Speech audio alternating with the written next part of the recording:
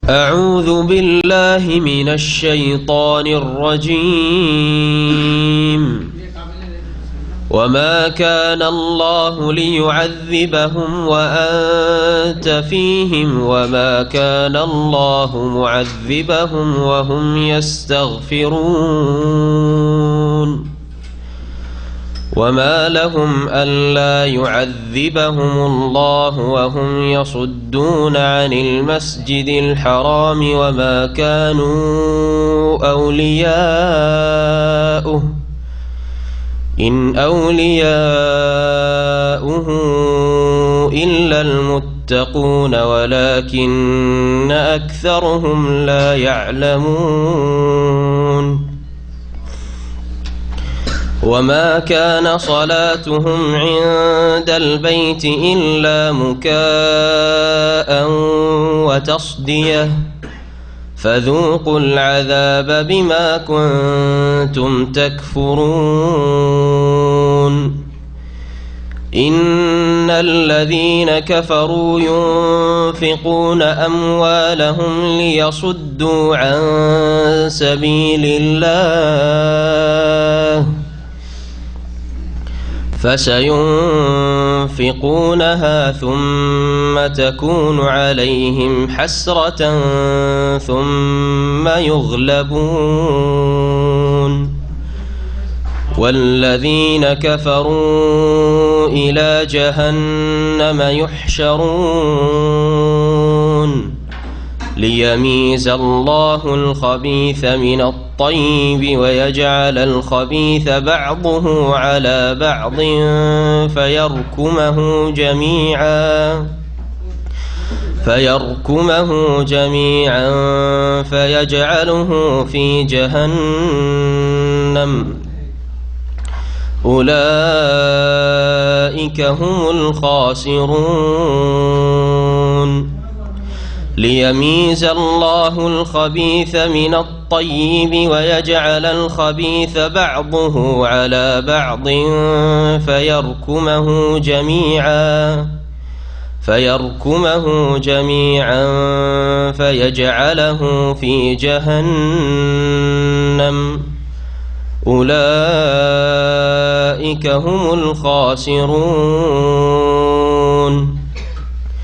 قل للذين كفروا إن ينتهوا يغفر لهم ما قد سلف وإن يعودوا فقد مضت سنة الأولين وقاتلوهم حتى لا تكون فتنة ويكون الدين كله لله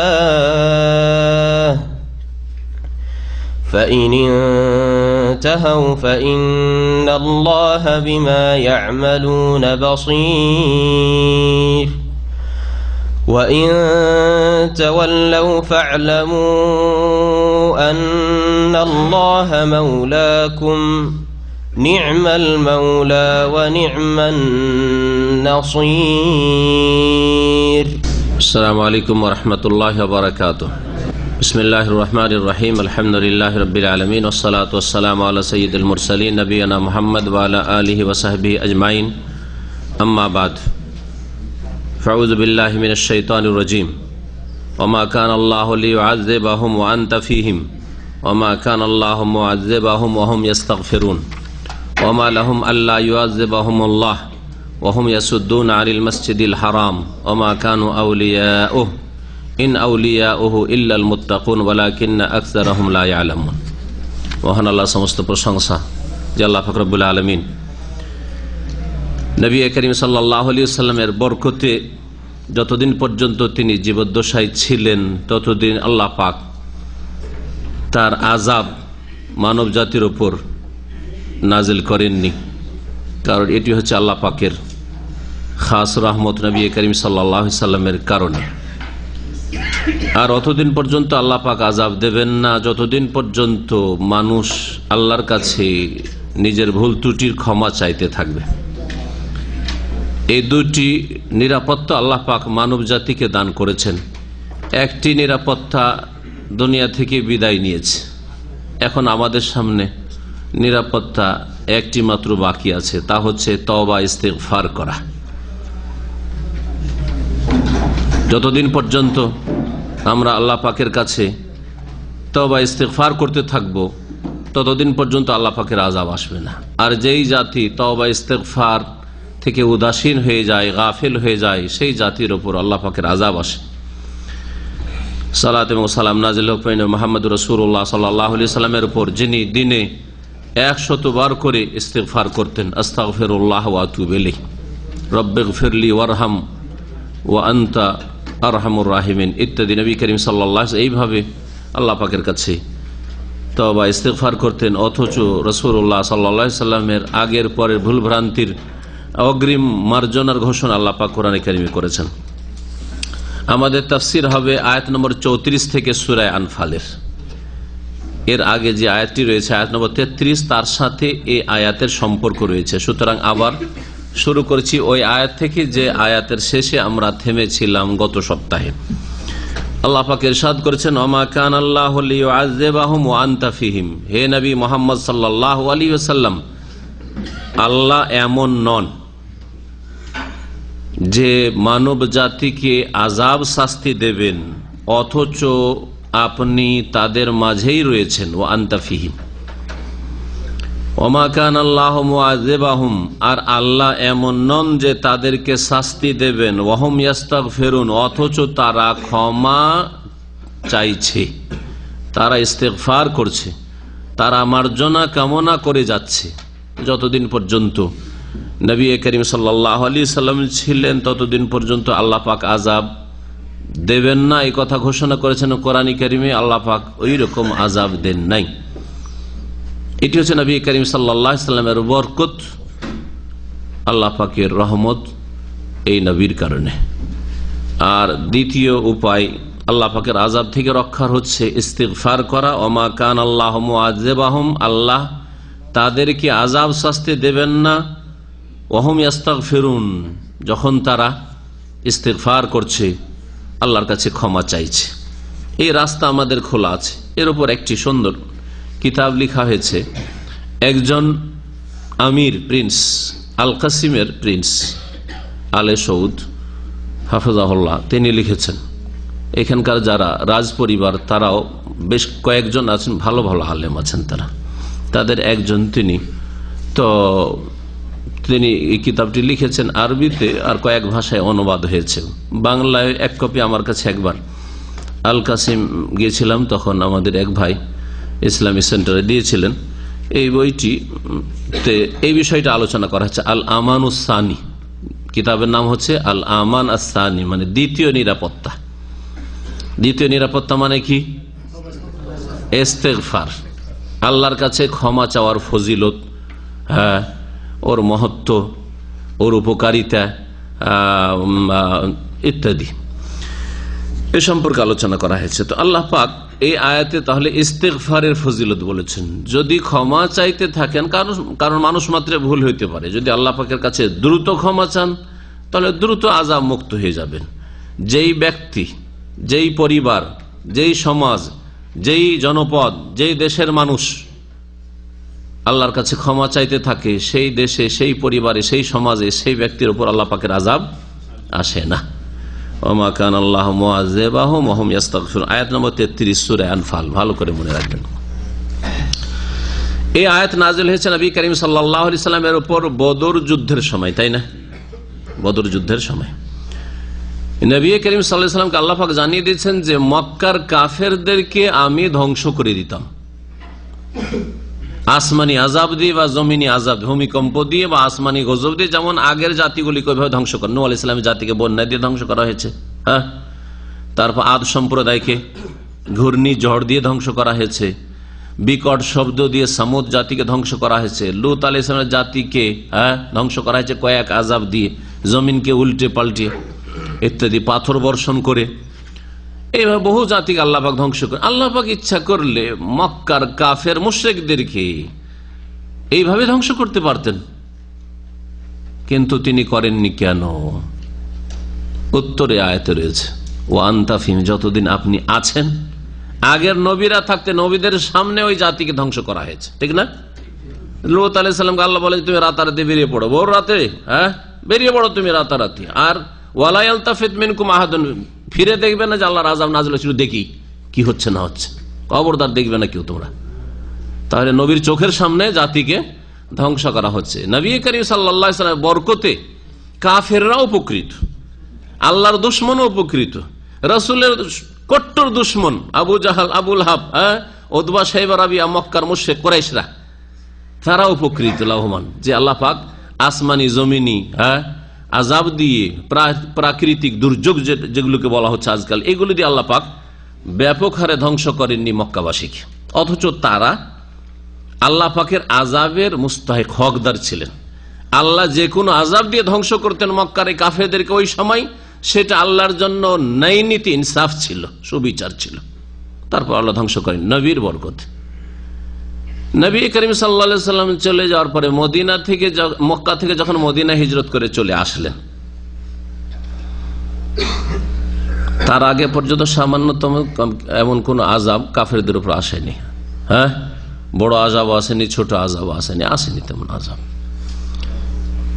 Medina হিজরত করার পরে জিহাদ ফি সাবিলিল্লাহ আল্লাহ পাক রব্বুল আলামিন ফরজ করে দিলেন মুমিন মুসলিমদের উপর, রাসূলুল্লাহ সাহাবায়ে কেরামদের উপর। এই জিহাদ দিয়ে আল্লাহ পাক আযাব শাস্তি দিলেন মক্কার কাফেরদেরকে। ব্যাপক হারে আল্লাহ ধ্বংস করলেন না, কিন্তু আল্লাহ পাক আযাব দিলেন। যখন নবী করিম সাল্লাল্লাহু আলাইহি ওয়াসাল্লাম মক্কা থেকে বেরিয়ে চলে এসেছেন মদিনায়, আর তাদের মাঝে নবী করিম সাল্লাল্লাহু বিদ্যমান নন, তখন আযাব এসেছে। এই পয়েন্টটিও অনেক তাফসীরকাররা উল্লেখ করেছেন।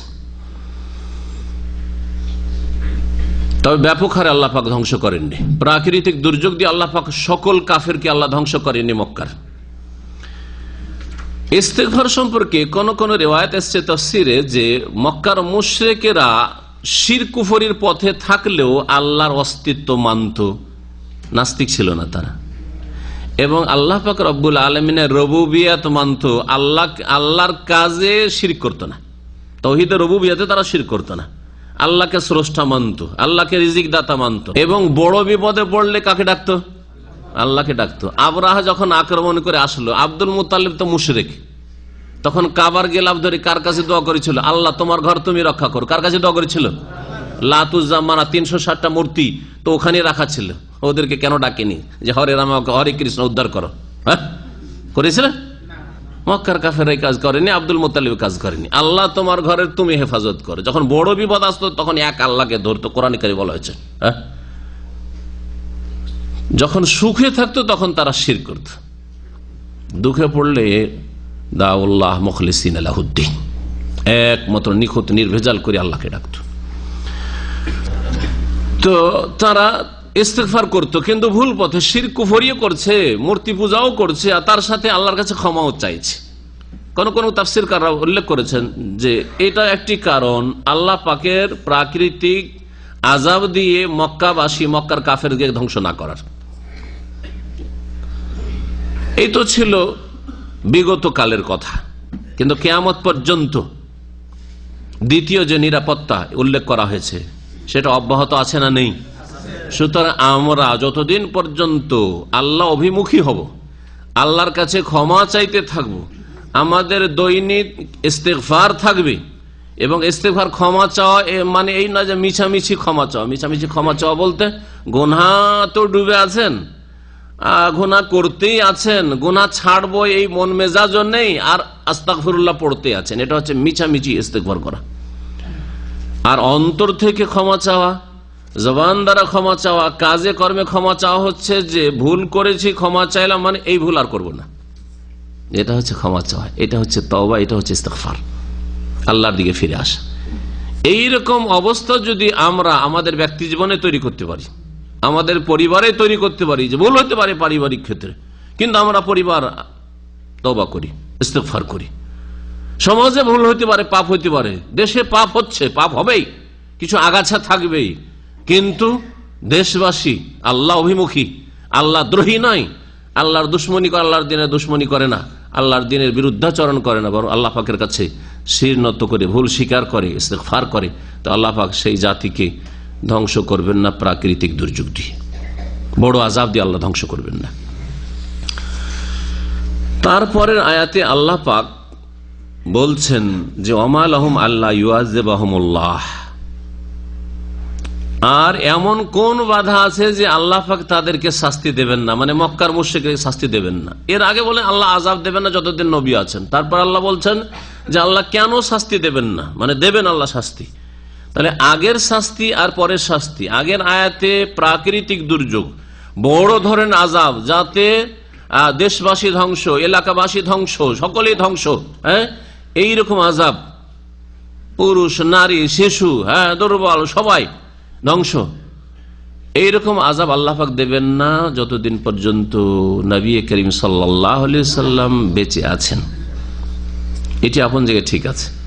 আর এই আয়াত নম্বর 34-এ যে আযাবের কথা উল্লেখ করা হয়েছে, যে কাফের মুশরিকদেরকে আল্লাহ পাক কেন আযাব দেবেন না, মক্কার লোকদেরকে কেন আল্লাহ শাস্তি দেবেন না, এই আযাব বলতে জিহাদ ফি সাবিলিল্লাহর মাধ্যমে পরাজিত করা, এদেরকে লাঞ্ছিত অপদস্থ করা, এদের বদরে, অথচ তারা বড় অহংকার গর্বের সাথে বেরিয়ে এসেছিল, কল্পনাতেও ছিল না যে আমাদেরকে মোহাম্মদ হারাতে পারবে, পরাজিত হয়ে আমরা ফিরব।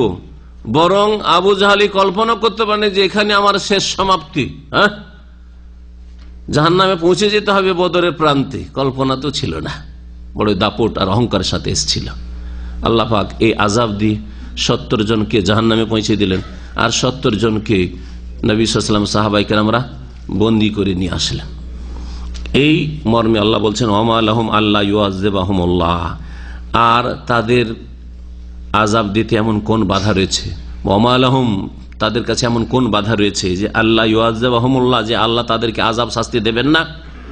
ওহুম ইয়াসুদ্দুনা আনিল মাসজিদিল হারাম, অথচ এই অপরাধগুলি তারা করে, তাদের অপরাধগুলি আল্লাহ উল্লেখ করছেন একটি, তার মধ্যে একটি হচ্ছে গুরুত্বপূর্ণ অপরাধ কি, তা হচ্ছে ওহুম ইয়াসুদ্দুনা আনিল মাসজিদিল হারাম, সম্মানিত মসজিদ, মসজিদে হারামে ইবাদত বন্দী করতে তারা বাধা প্রদান করে থাকে। মসজিদে হারামে ইবাদত বন্দেগীতে বাধা প্রদান করে থাকে। বদরের আগের অবস্থা যদি দেখেন, তাহলে নবী করিম সাল্লাল্লাহু আলাইহি সাল্লাম কয়েক বছর ধরে গোপনে গোপনে ইসলামের দাওয়াত করেছেন। যতদিন পর্যন্ত উমর রাদিয়াল্লাহু ইসলাম গ্রহণ করেনি, যতদিন পর্যন্ত হামজা রাদিয়াল্লাহু, এই দুই বীর মুজাহিদ ইসলাম গ্রহণ করেনি, ততদিন পর্যন্ত গোপনে গোপনে দাওয়াত দিয়েছেন আর গোপনে নামাজ পড়েছেন ঘরে, দারুল আরকামে, বাইরে বেরোতে পারেননি। ব্যক্তি পর্যায়ে দাওয়াত দিয়েছেন, সমষ্টিগত 10টা লোকে একসাথে ইসলামের দাওয়াত দেওয়ার সাহস হয়নি, ক্ষমতা ছিল না। কাবার পাশে নামাজ পড়বেন, অসম্ভব কথা, যে মক্কার কাফের নেতারা কাবার সামনে মুসলিমদেরকে সালাত আদায় করতে দেবে। ওহুম ইয়াসুদ্দুনা আনিল মাসজিদিল হারাম, তো মসজিদে হারামে বাধা দিত এইভাবে। তারপরে নবী করিম সাল্লাল্লাহু আলাইহি ওয়াসাল্লাম কত বড় বাধা, যে প্রাণ নাশের জন্য তারা ষড়যন্ত্র করলো, হিজরত করলেন, নবী সাল্লাল্লাহু আলাইহি ওয়াসাল্লাম বাধ্য হলেন, আল্লাহর দ্বীনের জন্য হিজরত করেছেন, আল্লাহর ইবাদত বন্দী স্বাধীনভাবে করবেন মদিনায়, এই জন্যই আল্লাহ পাক হিজরত করেছেন তাকে। তাহলে এই মসজিদে হারামে ইবাদত বন্দেগীতে বাধা সৃষ্টি করা। মদিনা চলে আসার পরেও হুদাইবিয়ার বছরে উমরা করার জন্য গেলেন নবী করিম সাল্লাল্লাহু আলাইহি ওয়াসাল্লাম, মসজিদে হারামে যেতে বাধা দিয়েছে না দেয়নি? উমরা করতে বাধা দিয়েছে না দেয়নি? জিদ পুরা করলো যে এই বছর অন্তত যেতে দেবো না, ঠিক আছে আগামী বছর আসো। আর আগামী বছর আসলেও 3 দিন মাত্র, 3 দিন শেষ হয়, তার আগে সময় শেষ হচ্ছে, মোহাম্মদ তাদের আগে বেরাও বেরাও, সময় শেষ, সময় শেষ। সুবহানাল্লাহ, এই ছিল অবস্থা। এই অপরাধ কেন আল্লাহ ধ্বংস করবেন না মক্কার মুশরিকদেরকে? বদরের মতো, বদরের প্রান্তে যে তারা পরাজয় স্বীকার করেছিল, তাদেরকে আল্লাহ পাক লাঞ্ছিত অপদস্থ করেছে এইরকম আযাব দিয়ে, অথবা মক্কা বিজয়ের মাধ্যমে মুমিনদেরকে মক্কা বিজয় দানের মাধ্যমে আল্লাহ পাক কেন মক্কার মুশরিক কাফেরদেরকে আল্লাহ পাক আযাব দেবেন না, শাস্তি দেবেন না, এইরকম আযাবের কথা উল্লেখ করে। তাহলে 2 আয়াতে কোনো বিরোধ নেই। আগের আয়াতে প্রাকৃতিক, আসমানি, জমিনি ব্যাপক হারের আযাব আল্লাহ দেবেন না নবী সাল্লাল্লাহু আলাইহি ওয়াসাল্লাম যতদিন বেঁচে আছেন। আর এই আয়াতে বলা হয়েছে যে নবী করিম সাল্লাল্লাহু আলাইহি ওয়াসাল্লাম জীবদ্দশায় এই ধরনের আযাব কাফের মুশরিকদের ওপর এসেছে, কেন আসবে না? কারণ তারা যেসব অপরাধ করে তার বড় অপরাধ হচ্ছে মসজিদে হারামে যেতে তারা বাধা সৃষ্টি করে। ওমা কানু আউলিয়া, অথচ তারা মসজিদে হারামের সত্যিকার মুতাওয়াল্লি নয়। মসজিদে হারামের আউলিয়া, ওলির বহু বচন। ওলি মানে হচ্ছে অভিভাবক, ওলি মানে হচ্ছে তত্ত্বাবধায়ক, অলি মানে হচ্ছে মোতাওয়াল্লি সহজ ভাষায়, কারণ আমাদের দেশের ভাষায় মসজিদের মোতাওয়াল্লি হয়ে থাকে, তাই না? এই টার্মটা ব্যবহার হয়ে থাকে। তারা আসলে মসজিদে হারামের মোতাওয়াল্লি হওয়ার, অভিভাবক হওয়ার, তত্ত্বাবধায়ক হওয়ার যোগ্যতা রাখে না। অযোগ্য কাফের মুশরিক। মুশরিক আল্লাহর ঘরের খেদমত করবে, অযোগ্য। ইন আউলিয়াহু ইল্লাল মুত্তাকুন, একমাত্র মসজিদে হারামের অভিভাবক বা তত্ত্বাবধায়ক বা মোতাওয়াল্লি হচ্ছে আল্লাহ ভীরুরা, যারা সতর্ক সাবধান, যারা গুনাহমুক্ত থাকতে চায়, গুনাহ করব না, পাপ করব না ইচ্ছা করে, এই রকম ঈমান যাদের রয়েছে তারাই আসল কাবা ঘরের মোতাওয়াল্লি হওয়ার হক রাখে। ইন আউলিয়াহু ইল্লাল মুত্তাকুন ওয়ালাকিন্না আকসারাহুম লা ইয়ালামুন, কিন্তু অধিকাংশ মানুষ এটা জানে না, বুঝে না এই বিষয়গুলি, যে মুশরিক আমরা শিরকের অবস্থায় কাবা ঘরের খেদমত করছি, হাজিদের খেদমত করছি, জমজম পানি মানুষকে পান করাচ্ছি, আর হজের মৌসুমে সুযোগ সুবিধা কিছু করে দিচ্ছি বাইরের হাজিদেরকে, এই দিয়ে সওয়াব হাসিল করব, কখনো সওয়াব হবে না। কারণ যে কোনো নেকি স্থায়ী হওয়ার জন্য বা সুরক্ষিত থাকার জন্য তাওহীদ হচ্ছে মূল শর্ত। তাওহীদবিহীন কোন নেক আমল কাজে আসবে না পরকালে। আর রাসূলুল্লাহ সাল্লাল্লাহু আলাইহি ওয়াসাল্লামের আদর্শবিহীন কোন নেক আমল কবুল হয় না। আমল কবুল হওয়ার জন্য এই দুটি শর্ত, তাওহীদ নেই এদের। মসজিদে হারামের মুতাওয়াল্লি হয়ে বসে আছে মক্কার মুশরিকেরা, অথচ তাদের তাওহীদ নেই, মুশরিক তারা। ওমা কানা সালাতু ইনদাল বাইতি ইল্লা মুকাউ ওয়া তাসদিয়া, তো মক্কার কাফের মুশরিকরা তাদের উপাসনা করতো না, তাদের ইবাদতবন্দি করতো না। কাবা ঘরের যখন খেদমতি করতো তো কাবা ঘরে ইবাদতবন্দি করতো, কিন্তু ইবাদতবন্দি তাদের কি ছিল? এদের ইবাদতবন্দি এক তো শিরকি ইবাদতবন্দি ছিল, শিরকের সাথে তওয়াফ করতো। তওয়াফের মধ্যে কুসংস্কার ছিল যে বাইরের লোক যারা আসতো, নারী পুরুষ, তারা উলঙ্গ হয়ে তওয়াফ করবে, কারণ এই কাপড়ে অনেক পাপ করেছে, সুতরাং কাপড় পরিধান করে কি করা যাবে না? তওয়াফ করা যাবে না, বাইরের লোকেরা। আর মক্কার লোক আবার সিনিয়র বলছে আমরা কাপড় পরে করবো। তাহলে মক্কার লোকের আজকাল ন্যাংটা পীরের চাইতে ভালো। মক্কার মুশরিকরা কাফেররা 1400 বছর আগে যে কাফের মুশরিক আবু জাহল আবু লাহাব ছিল না, ওরা এই দিক থেকে ন্যাংটা পীরের চাইতে, যারা মারেফতি কাপড় পরে থাকে আর উলঙ্গ থাকে, আবার ওই ন্যাংটা পীর থেকে তাবারুক হাসিল করছে। হ্যাঁ, এই রকমের পীর মুরিদের চাইতে মক্কার মুশরিক আবু জাহল আবু লাহাবরা ভালো ছিল না? ছিল না? তারা নিজেরা বলতেন আমরা ন্যাংটা হইতে পারবো না, আমরা ওই ন্যাংটা পীর সাজতে পারবো না, তোরা বাইরে থেকে আসছিস, তোরা ন্যাংটা সাজ।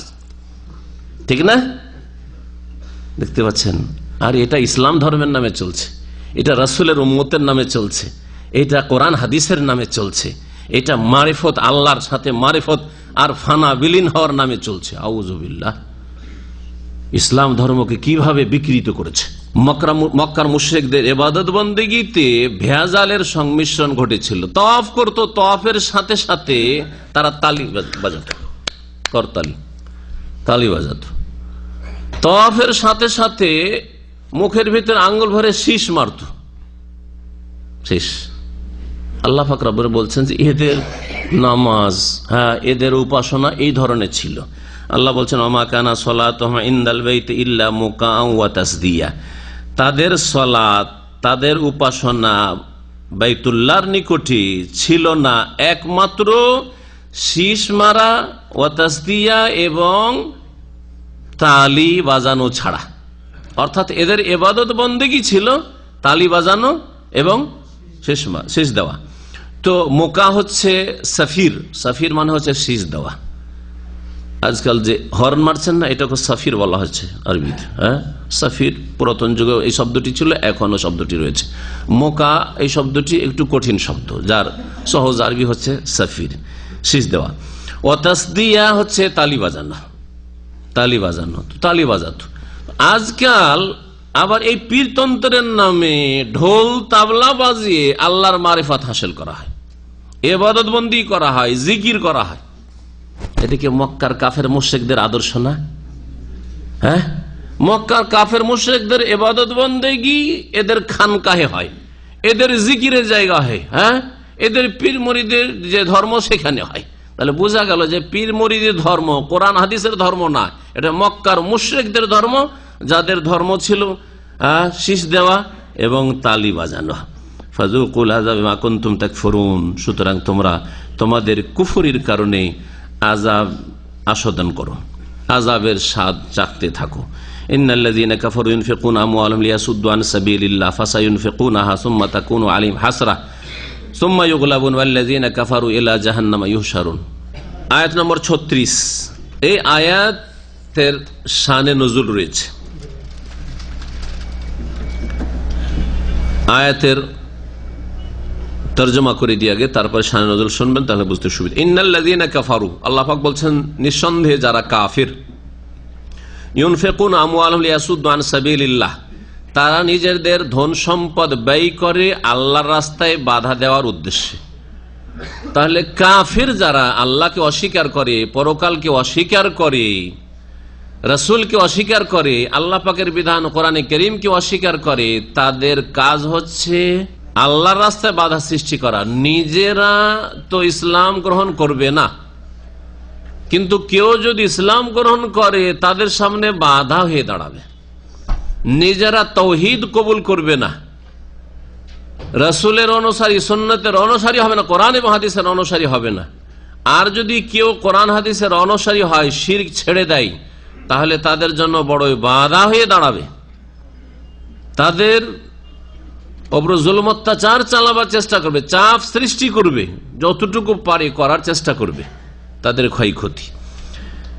যারা কাফের ইউনফিকুনা আমওয়ালাহুম, এবং এই ক্ষেত্রে তারা যথেষ্ট ব্যয় করে, ওরাও ব্যয় করে আর আল্লাহর দ্বীনের জন্য ব্যয় করে। যারা আল্লাহর দ্বীনের জন্য ব্যয় করে, আল্লাহ পাক ফাহুয়া ইউখলিফুহু, কোরআনে কারীমে বলেছেন, সেটাকে আল্লাহ বর্ধিত করেন। সেটার উত্তম বিকল্প আল্লাহ দুনিয়াতেও দান করেন। আল্লাহর জন্য, আল্লাহর দ্বীনের জন্য, আল্লাহর দ্বীনকে উঁচা করার জন্য, আল্লাহর কালেমাকে উঁচা করার জন্য তাওহীদ সুন্নাতের প্রচার প্রসারে খরচ করবেন।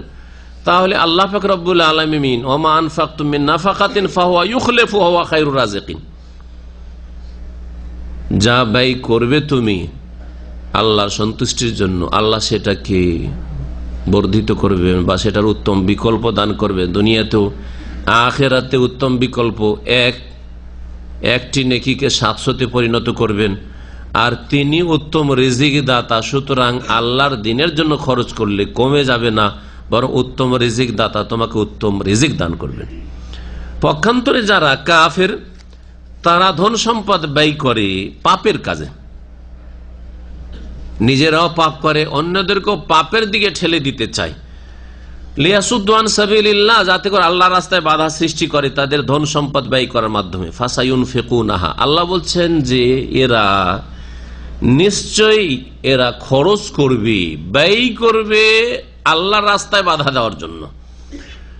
কিন্তু তারপরে কি হবে? সুম্মা তাকুনু আলাইহিম হাসরা, অতঃপর তাদের জন্য এই আল্লাহর রাস্তায় বাধা দানে খরচ করা, পাপের কাজে খরচ করা, অন্যায় খরচ করা তাদের জন্য আক্ষেপের কারণ হবে, আফসোসের কারণ হবে, অনুশোচনার কারণ হবে। হাসরা, আজকে যে খরচ করলো আল্লাহর দ্বীনের বিরুদ্ধে, সেটা কালকে তাদের আক্ষেপের বিষয় হবে যে কেন করেছিলাম। হাই, তারা খরচ করবে, খরচ করার পরে একদিন আক্ষেপ করতে হবে।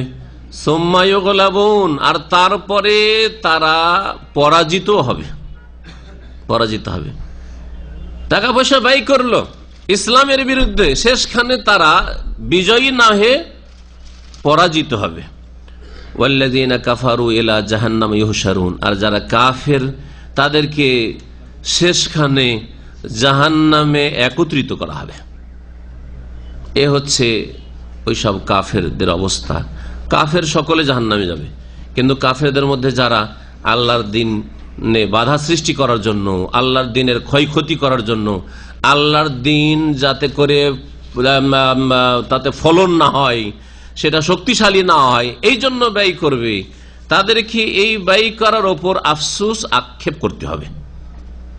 এই আয়াত কেন নাজিল হয়েছিল ঘটনা শোনাই।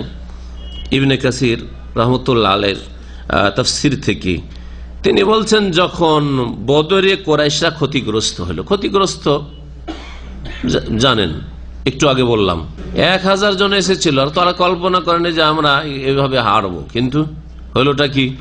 70 জন তাদের সাধারণ না, বড় বড় নেতাগুলি, আবার সব বড় বড় জাদরেল নেতাগুলি সব নিহত হয়েছিল, কারণ ওরাই বেশি অহংকার নিয়ে এসেছিল।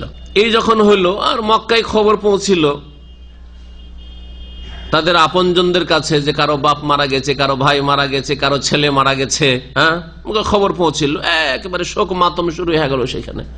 আবু সুফিয়ান ওইদিকে যে কাফেলাতে ধন সম্পদ নিয়ে আসছিল ব্যবসা বাণিজ্য করে, সে টাকা পয়সা ওখানে পৌঁছিল, মক্কায় পৌঁছিল। তখন ওই আত্মীয় স্বজনরা নিহতদের আবু সুফিয়ান একজন নেতা, তখন কাফের ছিল, রাদিয়াল্লাহু আনহু, পরে ইসলাম গ্রহণ করেছেন তিনি। তো তার কাছে এসে পৌঁছিল, এসে বলল যে এই যে ধন সম্পদ যা লাভ করে আপনারা এসেছেন এর থেকে, সামদেশ থেকে, ব্যবসায়ী সামগ্রীর সবগুলি আপনারা নিজেরা ব্যবহার করতে পারবেন না। এটাকে মুহাম্মাদের বিরুদ্ধে এবং মুহাম্মাদের সাথী সঙ্গীদের বিরুদ্ধে প্রতিশোধ নেওয়ার জন্য ব্যয় করা হবে, বরাদ্দ করা হবে। তারপরে তারা প্রস্তুতি নেওয়া শুরু করলো যে এরপরে আমরা বড় ধরনের একটা হামলা করব মদিনার উপর, আর মুহাম্মদ আর মুহাম্মাদের সাথী সঙ্গী এদেরকে নিশ্চিহ্ন করে ফেলব। এইভাবেই পরবর্তীতে বদর হয়েছিল কখন? 2য় হিজরিতে। ওহদ কখন হইল? 3য় হিজরিতে। ওহদের জন্য প্রস্তুতি, ওহদের 1 বছর পরে। বলছেন যে লাম ওসিবাত কুরাইশ ইয়াউমা বাদরিন, বদরে যখন কুরাইশরা সব নিহত হইল আর তাদের বাকি পক্ষে যারা বেঁচে ছিল তারা মক্কা ফিরে আসলো, আবু সুফিয়ানও তার কাফেলা নিয়ে মক্কা ফিরে আসলো। তো বড় বড় নেতারা আরো যারা ছিল সেখানে, তাদের মধ্যে আব্দুল্লাহ বিন আবি রাবিয়া, ইকরামা বিন আবু জাহাল মারা গেছে, তার ছেলে ইকরামা, পরে তিনি ইসলাম গ্রহণ করেছিলেন।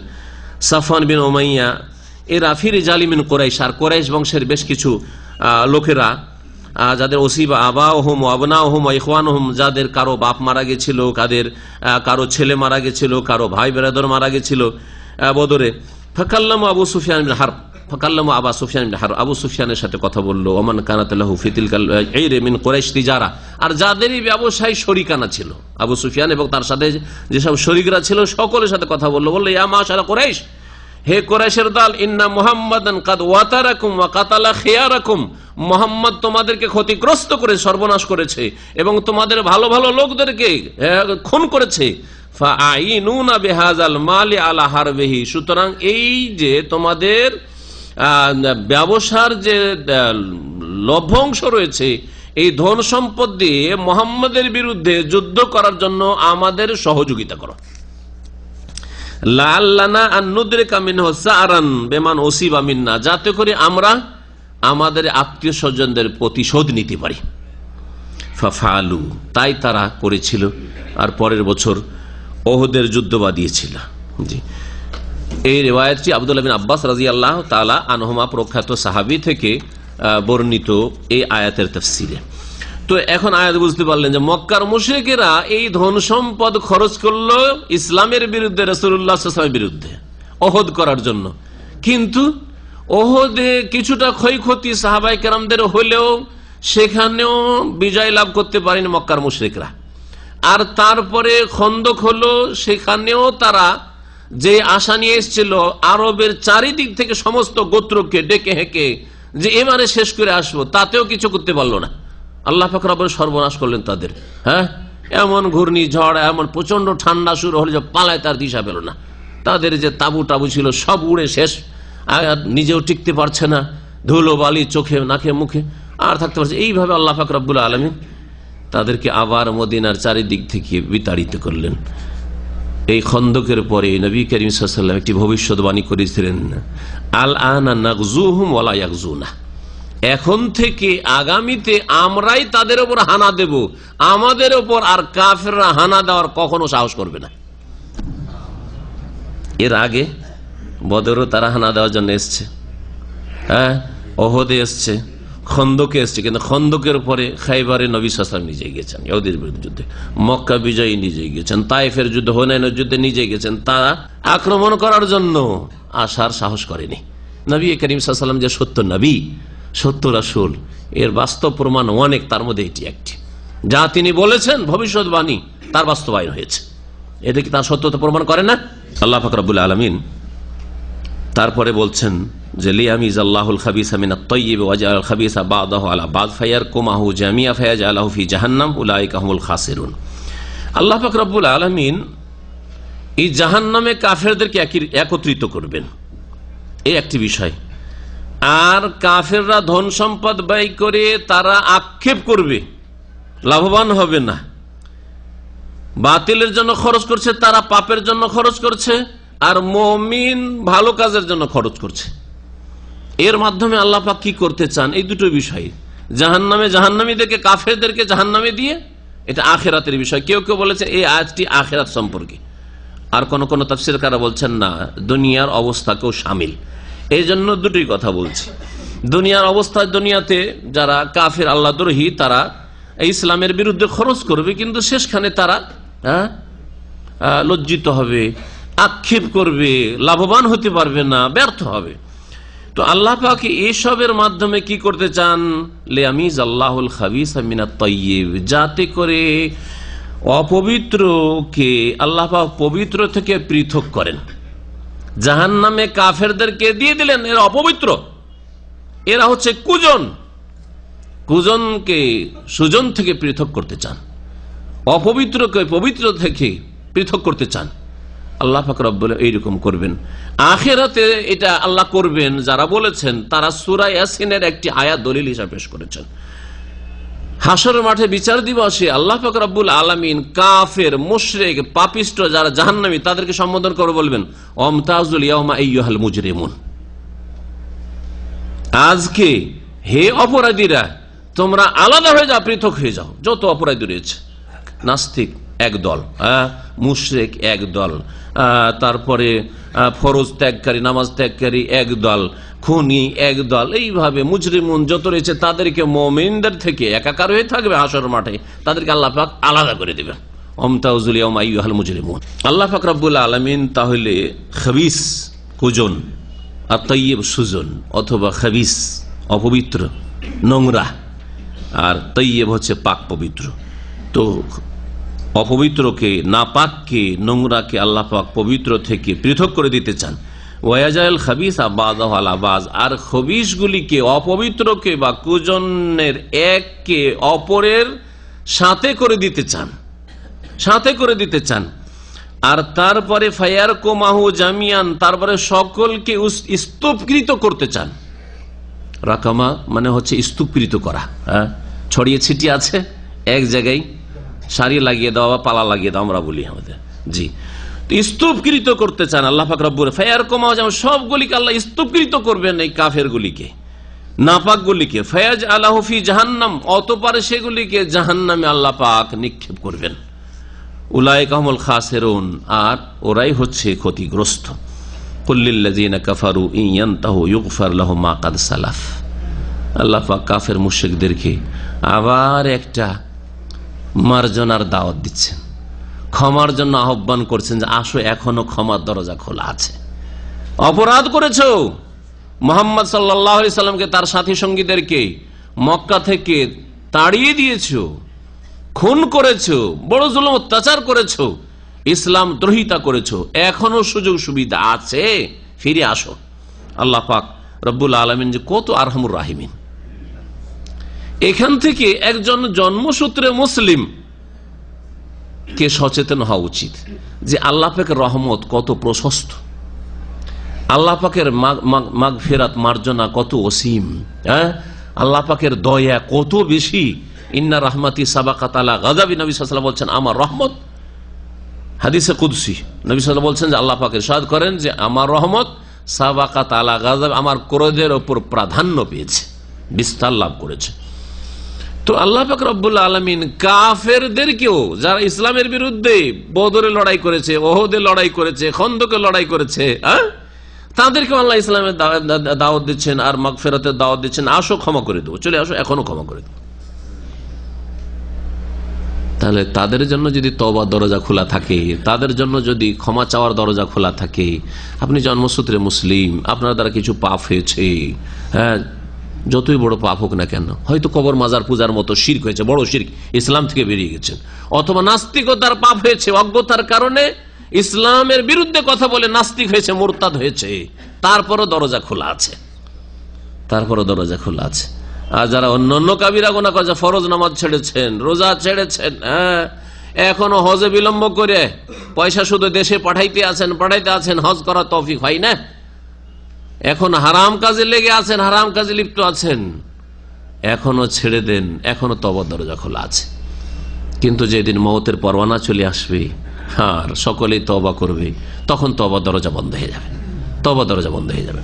আল্লাহ পাক আমাদেরকে আমাদের সুস্থতার অবস্থায়, অসুখ অবস্থায় নয়, কারণ অসুখ হলে সবাই তওবা করার চেষ্টা করে, অসুখ অবস্থায় নয়, যখন মওত খুব কাছে দেখছেন যে মওত মনে হয় কাছে গেছে আর বাঁচব না, আল্লাহ পাক সুস্থ অবস্থায় আমাদেরকে তওবা করার তৌফিক দান করেন, সুস্থ অবস্থায় আমাদের ঈমান আমলকে আপডেট রাখার তৌফিক দান করেন। আল্লাহ পাক রব্বুল আলামিন আমাদের ঈমানে আল্লাহ পাক বরকত যেন দান করেন। আল্লাহ পাক ইরশাদ করছেন, কুল্লিল্লাযিনা কাফারু, হে নবী কাফেরগুলিকে বলে দাও। সুবহানাল্লাহ, আল্লাহ নবীকে বলছেন কাফেররাকে জানিয়ে দাও।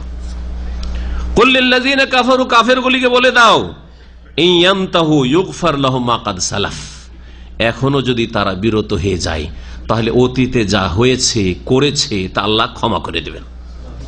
ইউগফার লাহুম, তাদের ক্ষমা করে দেওয়া হবে, মা সালাফ, যা অতীতে হয়েছে। ইয়ান্তাহু, শর্ত হচ্ছে স্টপ করতে হবে, এখনো যদি বিরত হয়ে যায়, এখনো যদি সতর্ক সাবধান হয়ে যায়, তাহলে একজন কাফের সতর্ক সাবধান হবে মানে কি? মুসলিমকে খুন করতে শুধু খুন করা বন্ধ করবে? হ্যাঁ, মুসলিম দেশে হামলা করেছে, হামলা করা শুধু বন্ধ করে দিলে আল্লাহ মাফ করে দিবেন না, এই সব অপরাধ তো ছাড়তে হবে, কিন্তু তার সাথে সাথে সবচেয়ে বড় অপরাধ হচ্ছে শিরক, সবচেয়ে বড় অপরাধ হচ্ছে কুফর, সবচেয়ে বড় অপরাধ হচ্ছে তৃতীয়বাদ, সবচেয়ে বড় অপরাধ হচ্ছে ওজাইরকে আল্লাহর পুত্র বলা, ঈসাকে আল্লাহর পুত্র বলা, সবচেয়ে বড় অপরাধ হচ্ছে দেবদেবীর পূজা করা, কবর মাজার পূজা করা। ইয়ান্তাহু, তারা যদি তওবা করে কালিমায়ে তাইয়্যিবা পড়ে লা ইলাহা ইল্লাল্লাহর শাহাদাত দিয়ে, মুহাম্মদ রাসূলুল্লাহর শাহাদাত দিয়ে ইসলাম গ্রহণ করে, তাহলে ইউগফার লাহুম মা কাদ সালাফ, অতীতে যা হয়েছে তা তাদের ক্ষমা করে দেওয়া হবে। নবী করিম সাল্লাল্লাহু আলাইহি ওয়াসাল্লামের এই মর্মে বেশ কিছু হাদিস রয়েছে। আমর ইবনে আস সম্পর্কে জানেন, সহিহ বুখারীতে হাদিস রয়েছে, 40 হাদিসে হাদিসটা পাবেন, যে ইসলাম গ্রহণ করতে আসলেন, একটু বিলম্বে তিনি ইসলাম গ্রহণ করেছিলেন। ইসলাম গ্রহণ করতে এসে হাত বাড়িয়েছেন নবী সাল্লাল্লাহু আলাইহি ওয়াসাল্লামের দিকে, যে হাতে হাত দিয়ে শপথ করে বায়াত করে তিনি ইসলামের কালেমা পড়বেন, আর তারপরে হাতটা টেনে নিয়েছেন। নবী করিম সাল্লাল্লাহু আলাইহি ওয়াসাল্লাম বললেন যে মা লাকা ইয়া আমর, কি হয়েছে আমর, তুমি হাত কেন গুটিয়ে নিচ্ছ? তখন আমর বলছে যে ইয়া রাসূলুল্লাহ উরিদু আন আশতারিত, আমি একটা শর্ত লাগাতে চাই, অনেক পাপ করেছি জীবনে, অনেক গুনাহ করেছি, অনেক ভুল হয়েছে, অনেক ইসলামের বিরুদ্ধে ইসলামের বিরুদ্ধে অস্ত্র ধারণ করেছে, অনেক অন্যায় করেছি, এছাড়াও ব্যক্তি জীবনে কত যে পাপ রয়েছে। কুফরের অবস্থায় থাকলে মানুষ পাপে ডুবে থাকে, মুসলিম পাপে ডুবে থাকছে যারা গুনাহগার। তাহলে একটা লোক যখন কুফর, আল্লাহ নেই, পরকালও নেই, কোনো ভয় নেই, আমাকে যদি প্রশাসন না ধরতে পারে বা আইন বিরোধী, সরকারি আইন বিরোধী না হয়, তো ব্যক্তি জীবনে যে কোনো পাপ করতে থাকেন, করছে না, কোন বাধাটা আছে?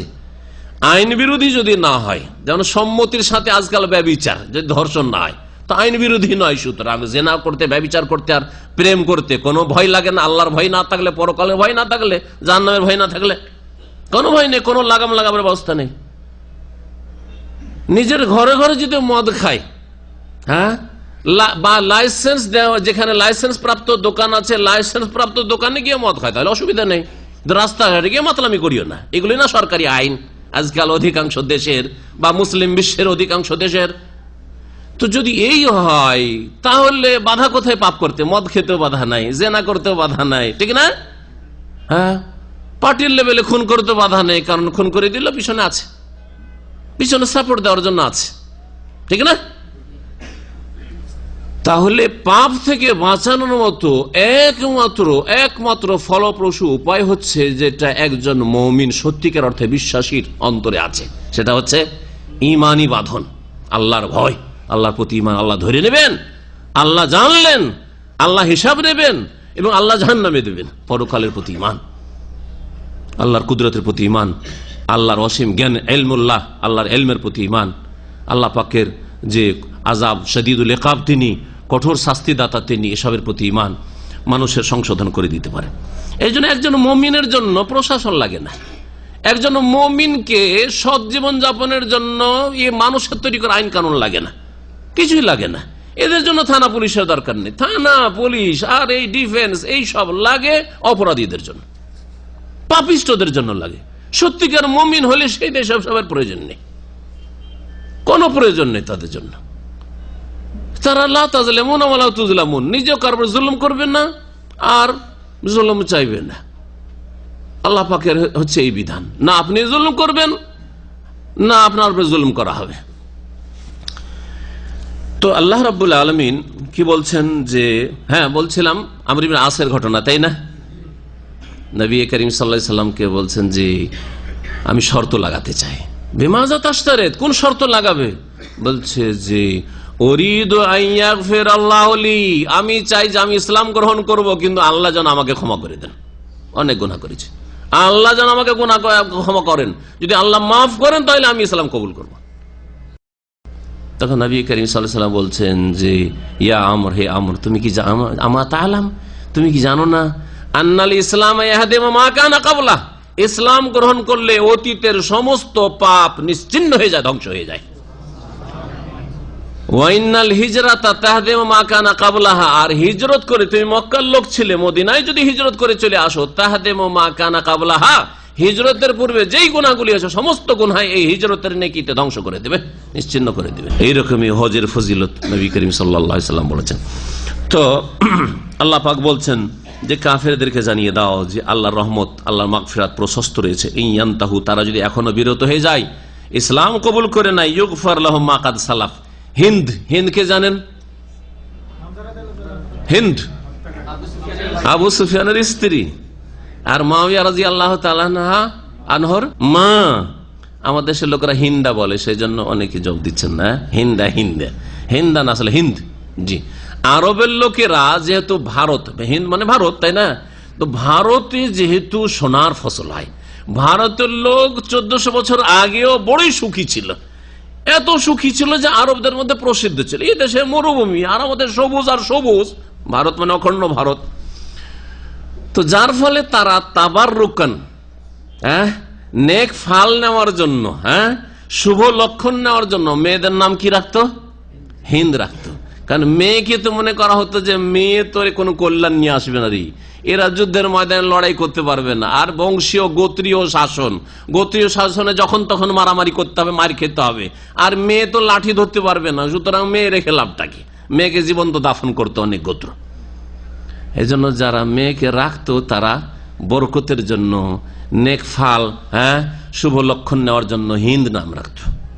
এখনো রাখে অনেকে, তুর্কি নাম রাখে। তুর্কি কেন নাম রাখে? তুর্কি মানে তুরস্কের লোক, তো তুর্কি কেন নাম রাখে? অনেকের নাম আছে না, তুর্কি বিন অমুক। কেন তুর্কি নাম রাখে? কারণ ওরা জানে যে দীর্ঘদিন তুর্কিরা বিশাল এক রাজত্বের মালিক ছিল, যে উসমানী খেলাফত, এবং তারা খুব শক্তিশালী ছিল। সুতরাং তুর্কি নামটাও শুভ লক্ষণের জন্য, নেক ফাল নেওয়ার জন্য রাখা হয়। আল্লাহ পাক রব্বুল বলছেন ওয়াইয়াউদু, আর তারা যদি আবার ফিরে আসে, মানে আবার অন্যায়ের দিকে ফিরে আসে, আবার যুদ্ধ বাধায়, আবার যদি কুফরির দিকে ফিরে আসে, শিরকের উপর অটল থাকে, ফাকাত মাদাত সুন্নাতুল আউয়ালিন, তাহলে পূর্ববর্তীদের রীতি অতিবাহিত হয়েছে। অর্থাৎ পূর্ববর্তীদের যে রীতিটা ছিল, মানে আগের জাতিগুলিকে যেভাবে আমি ধ্বংস করেছি ওইভাবে তোমাদেরকেও ধ্বংস করবো, হে কাফেররা শুনে নাও। আল্লাহ পাক তারপরে সাহাবায়ে কেরামদেরকে সম্বোধন করে বলছেন ওয়াকাতিলুহুম। এই সম্বোধন সরাসরি নবী সাল্লাল্লাহু আলাইহি ওয়াসাল্লাম সাহাবায়ে কেরামদেরকে রয়েছে, আর পরোক্ষভাবে কিয়ামত পর্যন্ত সকল মুমিন মুসলিম যাদেরকে আল্লাহ পাক ক্ষমতা দিয়েছেন, শাসন ক্ষমতা দিয়েছেন, তাদেরকে রয়েছে। ওয়াকাতিলুহুম হাত্তা লা তাকুনা ফিতনাহ, তোমরা আল্লাহ দ্রোহীদের বিরুদ্ধে, কাফের মুশরিকদের বিরুদ্ধে সশস্ত্র লড়াই করো। হাত্তা লা তাকুনা ফিতনা, যতদিন পর্যন্ত পৃথিবীতে ফিতনা থাকে, যতদিন ফিতনা না মুছে যায়। এই ফিতনার তাফসীর নবী সাল্লাল্লাহু আলাইহি ওয়াসাল্লাম সাহাবায়ে কেরাম থেকে বর্ণিত রয়েছে, সেটা হচ্ছে শিরক। শিরক হচ্ছে সবচেয়ে বড় ফিতনা। শিরক হচ্ছে সবচেয়ে বড় ফিতনা। আল্লাহর সবচেয়ে বড় হক হচ্ছে কি? তাওহীদ, আল্লাহর একত্ব, অন্যেস প্রতিষ্ঠা করা। আল্লাহর একত্ব বিরোধী হচ্ছে, তাওহীদ বিরোধী হচ্ছে শিরক। সুতরাং যখন সবচেয়ে বড় আল্লাহ পাকের হক হচ্ছে তাওহীদ, আল্লাহর একত্ব, তাহলে বহুত্ববাদ শিরক হচ্ছে সবচেয়ে বড় জুলম এবং সবচেয়ে বড় ফিতনা। যতদিন আল্লাহর জমিনে ফিতনা রয়েছে, জমিন আল্লাহর আর মানুষও আল্লাহর মাখলুক সৃষ্টি, আল্লাহর জমিনে আল্লাহর সৃষ্টি মাখলুক মানুষ গায়রুল্লাহকে সিজদা করে, দুর্গা দরগা সিজদা করে, এইরকম যতদিন পর্যন্ত থাকবে ততদিন পর্যন্ত তোমরা সশস্ত্র লড়াই চালিয়ে যা, অতদিন পর্যন্ত জিহাদ ফি সাবিল অব্যাহত থাকবে। এই হচ্ছে কোরআনে কারীমের বিধান। কিন্তু এই জিহাদ করবে কি? মুফতি সাহেব, হ্যাঁ, হুজুরে কিবলা, পীর সাহেব, হ্যাঁ, কে না কোনো একটা আপনার ইসলামিক সংগঠন দল, হ্যাঁ, এটা করবে। যে আমাদের ইসলামী সংগঠন, আমাদের আমিরে জামাত রয়েছেন অথবা আমাদের সভাপতি সাহেব রয়েছেন, সুতরাং আমরা আমিরে জামাতের নেতৃত্বে বেরিয়ে পড়বো, এটা না, জায়েজ নয়। এটা কাকে হুকুম করা হয়েছে? যাদেরকে আল্লাহ পাক নেতৃত্ব দান করেছেন, শাসন ক্ষমতা যাদের হাতে দিয়েছেন, তাদের ওপর কখনো ফারজে আইন থাকবে, কখনো ফারজে কিফায়া থাকবে, কখনো ফারজে আইন থাকবে, কখনো ফারজে কিফায়া থাকবে। আর যদি একেবারে দুর্বল হয়, জিহাদের ময়দানে গিয়ে যে সেখানে গিয়ে সফলতা লাভ করতে পারবে এই আশাই করা যায় না। এইরকম যদি পরিস্থিতি হয়, যেটা মক্কার অবস্থা ছিল, তাহলে অনেক সময় হেকমত হচ্ছে, কৌশল হচ্ছে মক্কার মতো থাকা। আল্লাহ পাক মক্কার জীবনে নবী করিম সাল্লাল্লাহু আলাইহি সাল্লাম কি বলেছিলেন? সাহাবায়ে কেরামদেরকে কি বলেছিলেন? কুফু আইদিয়াকুম, তোমাদের হাতগুলিকে গুটিয়ে রাখো, ওয়া আকিমুস সালাহ, নামাজ পড়ো। নামাজ ফরজ হয়েছে, মেরাজ হয়ে গেছে, হ্যাঁ, তার মানে নবী সাল্লাল্লাহু আলাইহি সাল্লামের নবুয়তের 10 বছর পরে নামাজ পড়ো, কিন্তু জিহাদ না। সময়কে শহীদ করে দিল আবু জাহাল, বলে আবু জাহালকে আত্মঘাতী হামলা করে তার বাড়িতে রাতের অন্ধকারে অথবা রাস্তাতে কখনো পিছন থেকে মেরে দেব, হ্যাঁ, অথবা শরীরে গোলা বারুদ বেঁধে, তখনকার গোলা বারুদের যুগ ছিল না, কিছু কোন রকম করে গিয়ে মেরে দেব, এই অনুমতি তো নবী দিয়েছেন কি? তো যদি এটা ইসলামে থাকতো এই আত্মঘাতী হামলা করা, তাই নবী সাল্লাল্লাহু আলাইহি সাল্লাম অবশ্যই মক্কায় অনুমতি দেন, যাও যাও, একজন মরবে মরবে, কিন্তু আবু জাহালকে উড়িয়ে দাও, করতেন না? কখনোই কাজ করেন নাই। এগুলো ইসলাম নয়, এগুলো ইসলামকে বদনাম করা। আর এরা ইসলামের শত্রু, আর এরা জেনে বুঝেই হোক অথবা অবুঝ হোক, মূর্খ হোক, এরা ইসলামের শত্রুদের সেবা করছে, এরা ইহুদিদের সেবা করছে, এরা কাফের শক্তি যতগুলি রয়েছে তাদের সেবা করছে, ইসলামের এরা সেবা করে না। যারা জঙ্গি, যারা সন্ত্রাসী, তারা ইসলামের খেদমত করে না। আল্লাহ পাক রব্বুল তারপরে বলছেন ওয়ায়াকুন আদ-দীনু কুল্লুহু লিল্লাহ, এবং দিন একদিনের অর্থ হচ্ছে ইন্নাদ-দীনা ইনদাল্লাহিল ইসলাম, ঠিক না? এটা হচ্ছে বাহ্যিক অর্থ। আর দিনের শাব্দিক অর্থ যদি করেন তো দিন মানে হচ্ছে আত্মাআহ, আনুগত্য, যাতে করে সার্বিক আনুগত্য আল্লাহর জন্য হয়ে যায়, এটাও তাফসীর করতে হবে। আর দিনকে দিন এই জন্য বলা হয়, দিন আনুগত্যের নাম, মানলে দিন আর না হলে বেদিন, ঠিক না? 5 ওয়াক্ত নামাজ পড়লে দিনদার, আর না হলে বেদিন। আপনি তাওহীদ মানেন তাহলে মুসলিম দিনদার, আর যদি শিরকি আকীদা রাখেন তাহলে বেদিন, বদ্দিন না হয় বেদিন। যদি আল্লাহর অস্তিত্বকে অস্বীকার করে তাহলে বেদিন, সে আল্লাহদ্রোহী নাস্তিক। আর যদি শিরকি বিদাতি ধর্মকর্ম করে তাহলে বদ্দিন, দিন নয় তাহলে সেটা। তো আল্লাহ পাক রব্বুল বলছেন যতদিন পর্যন্ত পৃথিবীতে ফিতনা মানে শিরক থাকবে এবং দিন একমাত্র আল্লাহর জন্য না হয়ে যাবে, আল্লাহর কালেমাই সবচেয়ে বেশি উঁচা না হয়ে যাবে, ততদিন পর্যন্ত জিহাদ ফি সাবিলিল্লাহ চলতে থাকবে। ফাইন ইনতাহাউ ফাইন্নাল্লাহা বিমা ইয়ামালুনা বাসীর, অতঃপর যদি তারা বিরত হয়ে যায়, কাফের মুশরিকরা বিরত হয়ে গেল, বাহ্যিক তারা ইসলাম গ্রহণ করে নিল, তাহলে ভিতরের সম্পর্কে আমাদের সন্দেহ করার কোনো সুযোগ নেই, অবকাশ নেই।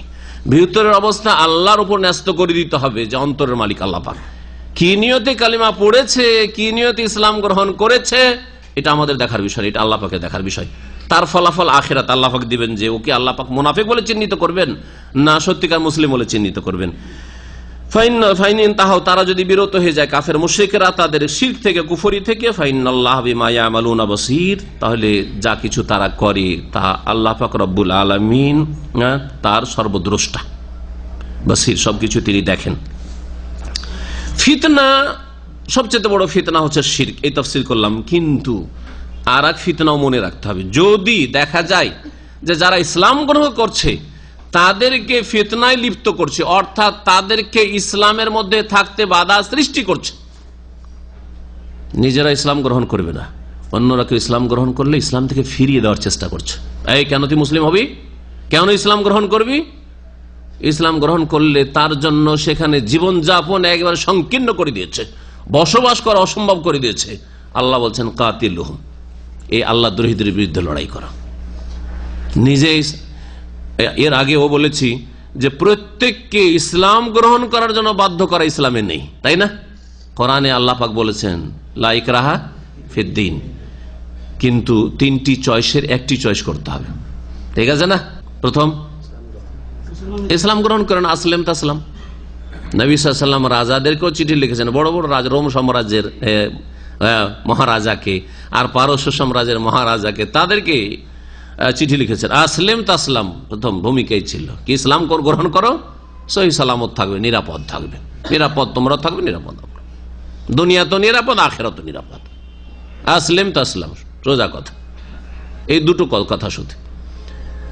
আর যদি ইসলাম কবুল না করে, বলছে না ইসলাম কবুল করবো না, তাহলে জিজিয়া দাও, বশত্ব স্বীকার করো, আনুগত্য স্বীকার করো, যে তোমাদের থেকে যেন দ্রোহিতার আশঙ্কা না থাকে। যেমন খাইবারে নবী করিম সাল্লাল্লাহু আলাইহি ওয়াসাল্লাম, ইহুদিরা ইসলাম গ্রহণ করেনি, কিন্তু তাদের সাথে সন্ধি করে, খাইবারের যুদ্ধের পরে সন্ধি করে তাদেরকে তাদের জমি জায়গা বাগান দিয়ে দিলেন, আর বলেন যে বাৎসরিক তোমরা এই জিজিয়া দিবে, এই খারাজ দিবে। যদি সেটা অস্বীকার করে, ইসলামও গ্রহণ করবো না, জিজিয়াও দেবো না, আরো নেবো ট্যাক্স তোমাদের কাছ থেকে, তাহলে কি? তখন জিহাদ ফি সাবিলিল্লাহ, তখন 3 নম্বরে হচ্ছে জিহাদ ফি সাবিলিল্লাহ। আর সেটাও করবেন শাসক, যাকে আল্লাহ পাক নেতৃত্ব দান করেছেন। ওয়াইন তাওয়াল্লাউ, আর তারা যদি বিমুখ হয়, ফাআলামু, জেনে রাখো, আন্নাল্লাহ মাওলাকুম, হে মুমিন মুসলিম, তোমাদের অভিভাবক আল্লাহ, নেমাল মাওলা, তিনি কতই না উত্তম অভিভাবক, ও নেমান নাসির, কতই না উত্তম তিনি সাহায্যকারী, নাসির।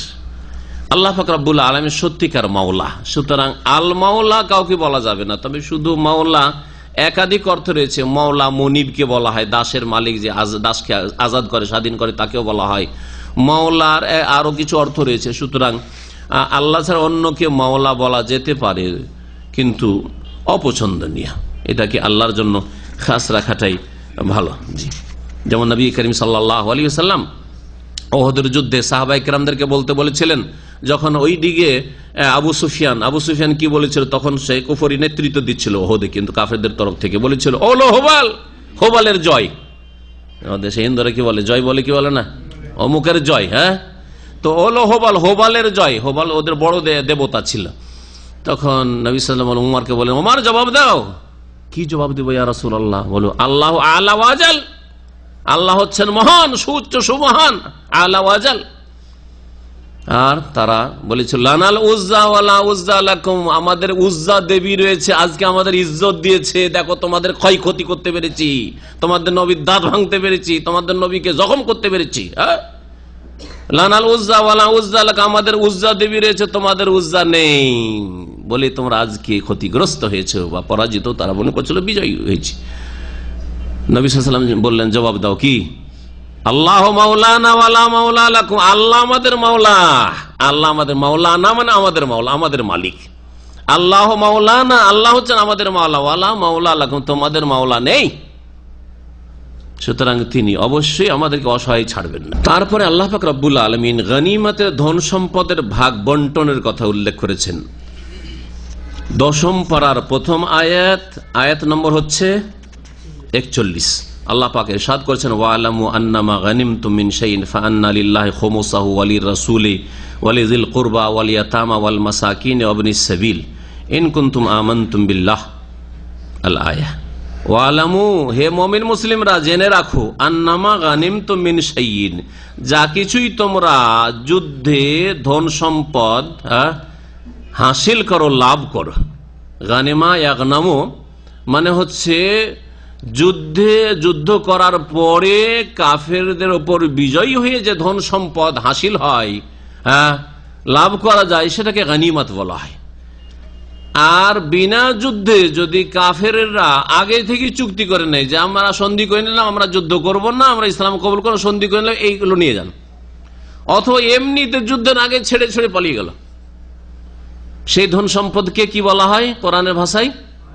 ফাই, মালে ফাই, ফাইয়ের ধন সম্পদ বলা হয়। যে ফাইয়ের ধন সম্পদের কথা সূরা হাশরে আল্লাহ পাক উল্লেখ করেছেন, ওমা আফা আল্লাহু আলা রাসূলিহি মিন আহলিল কুরা ফালিল্লাহি ওয়ালির রাসূলি ওয়ালিযিল কুরবা ওয়াল ইয়াতামা ওয়াল মাসাকিন ওয়া ইবনিস সাবিল।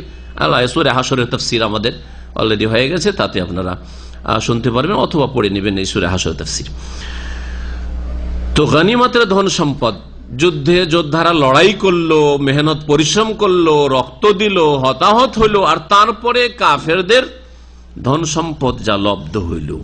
আন্নামা গানিমতুম মিন শাইইন, যা কিছু তোমরা গনিমতে হাসিল করবে, অর্জন করবে, ফাআন্না লিল্লাহি খুমুসাহ, নিঃসন্দেহে তার 5 ভাগের 1 ভাগ, পঞ্চম অংশ। খুমুস, খামসাতুন মানে 5, তাই না? আর খামেস মানে পঞ্চম, আর খমস মানে পঞ্চমাংশ। বুঝলেন এবার পার্থক্য? খামসা মানে কি? আর আপনি যদি পঞ্চম বলতে চান, 5th, তাহলে কি বলবেন? খামেস। হ্যাঁ জি, মানে একের আরবি কি? ওয়াহিদ, কিন্তু প্রথম আউয়াল, দেখেন চেঞ্জ হয়ে গেল। হ্যাঁ জি, ইসনাইন মানে 2, আর দ্বিতীয় সানি। জি জি। তো আল্লাহ পাক রব্বুল আলামিনের জন্য, ওয়ালির রাসূল এবং রাসূলের জন্য পঞ্চমাংশ। তাহলে 5 ভাগ করতে হবে। গনিমতের ধন সম্পদকে কি করতে হবে? আল্লাহ পাক বলছেন 5 ভাগ করে 1 ভাগ হবে আল্লাহ এবং তার রাসূলের জন্য। আল্লাহ এবং তার রাসূলের জন্য। আল্লাহ এবং রাসূল, এটা হচ্ছে একটি ভাগ।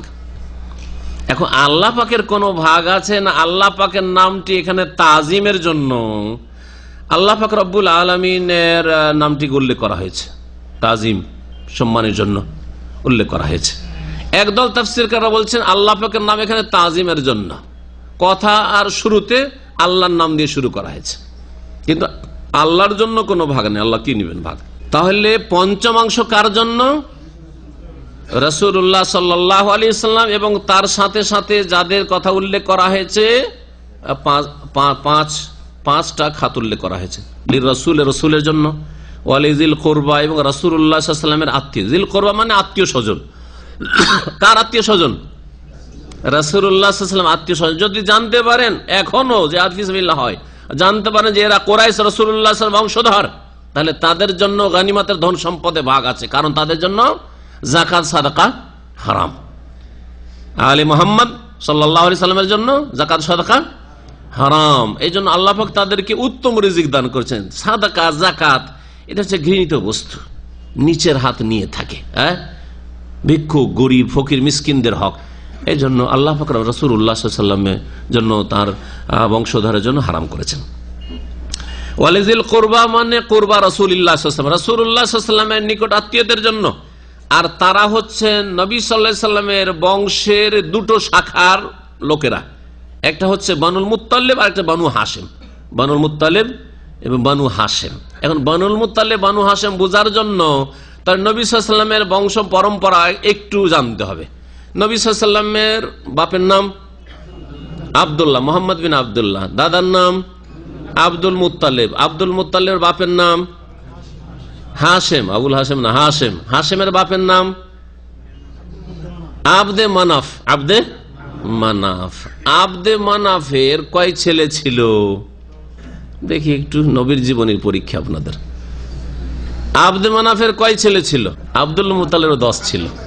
কয় ছেলে? 4 ছেলে। মাশাআল্লাহ, 4 ছেলে। আবদে মানাফের 4 ছেলে।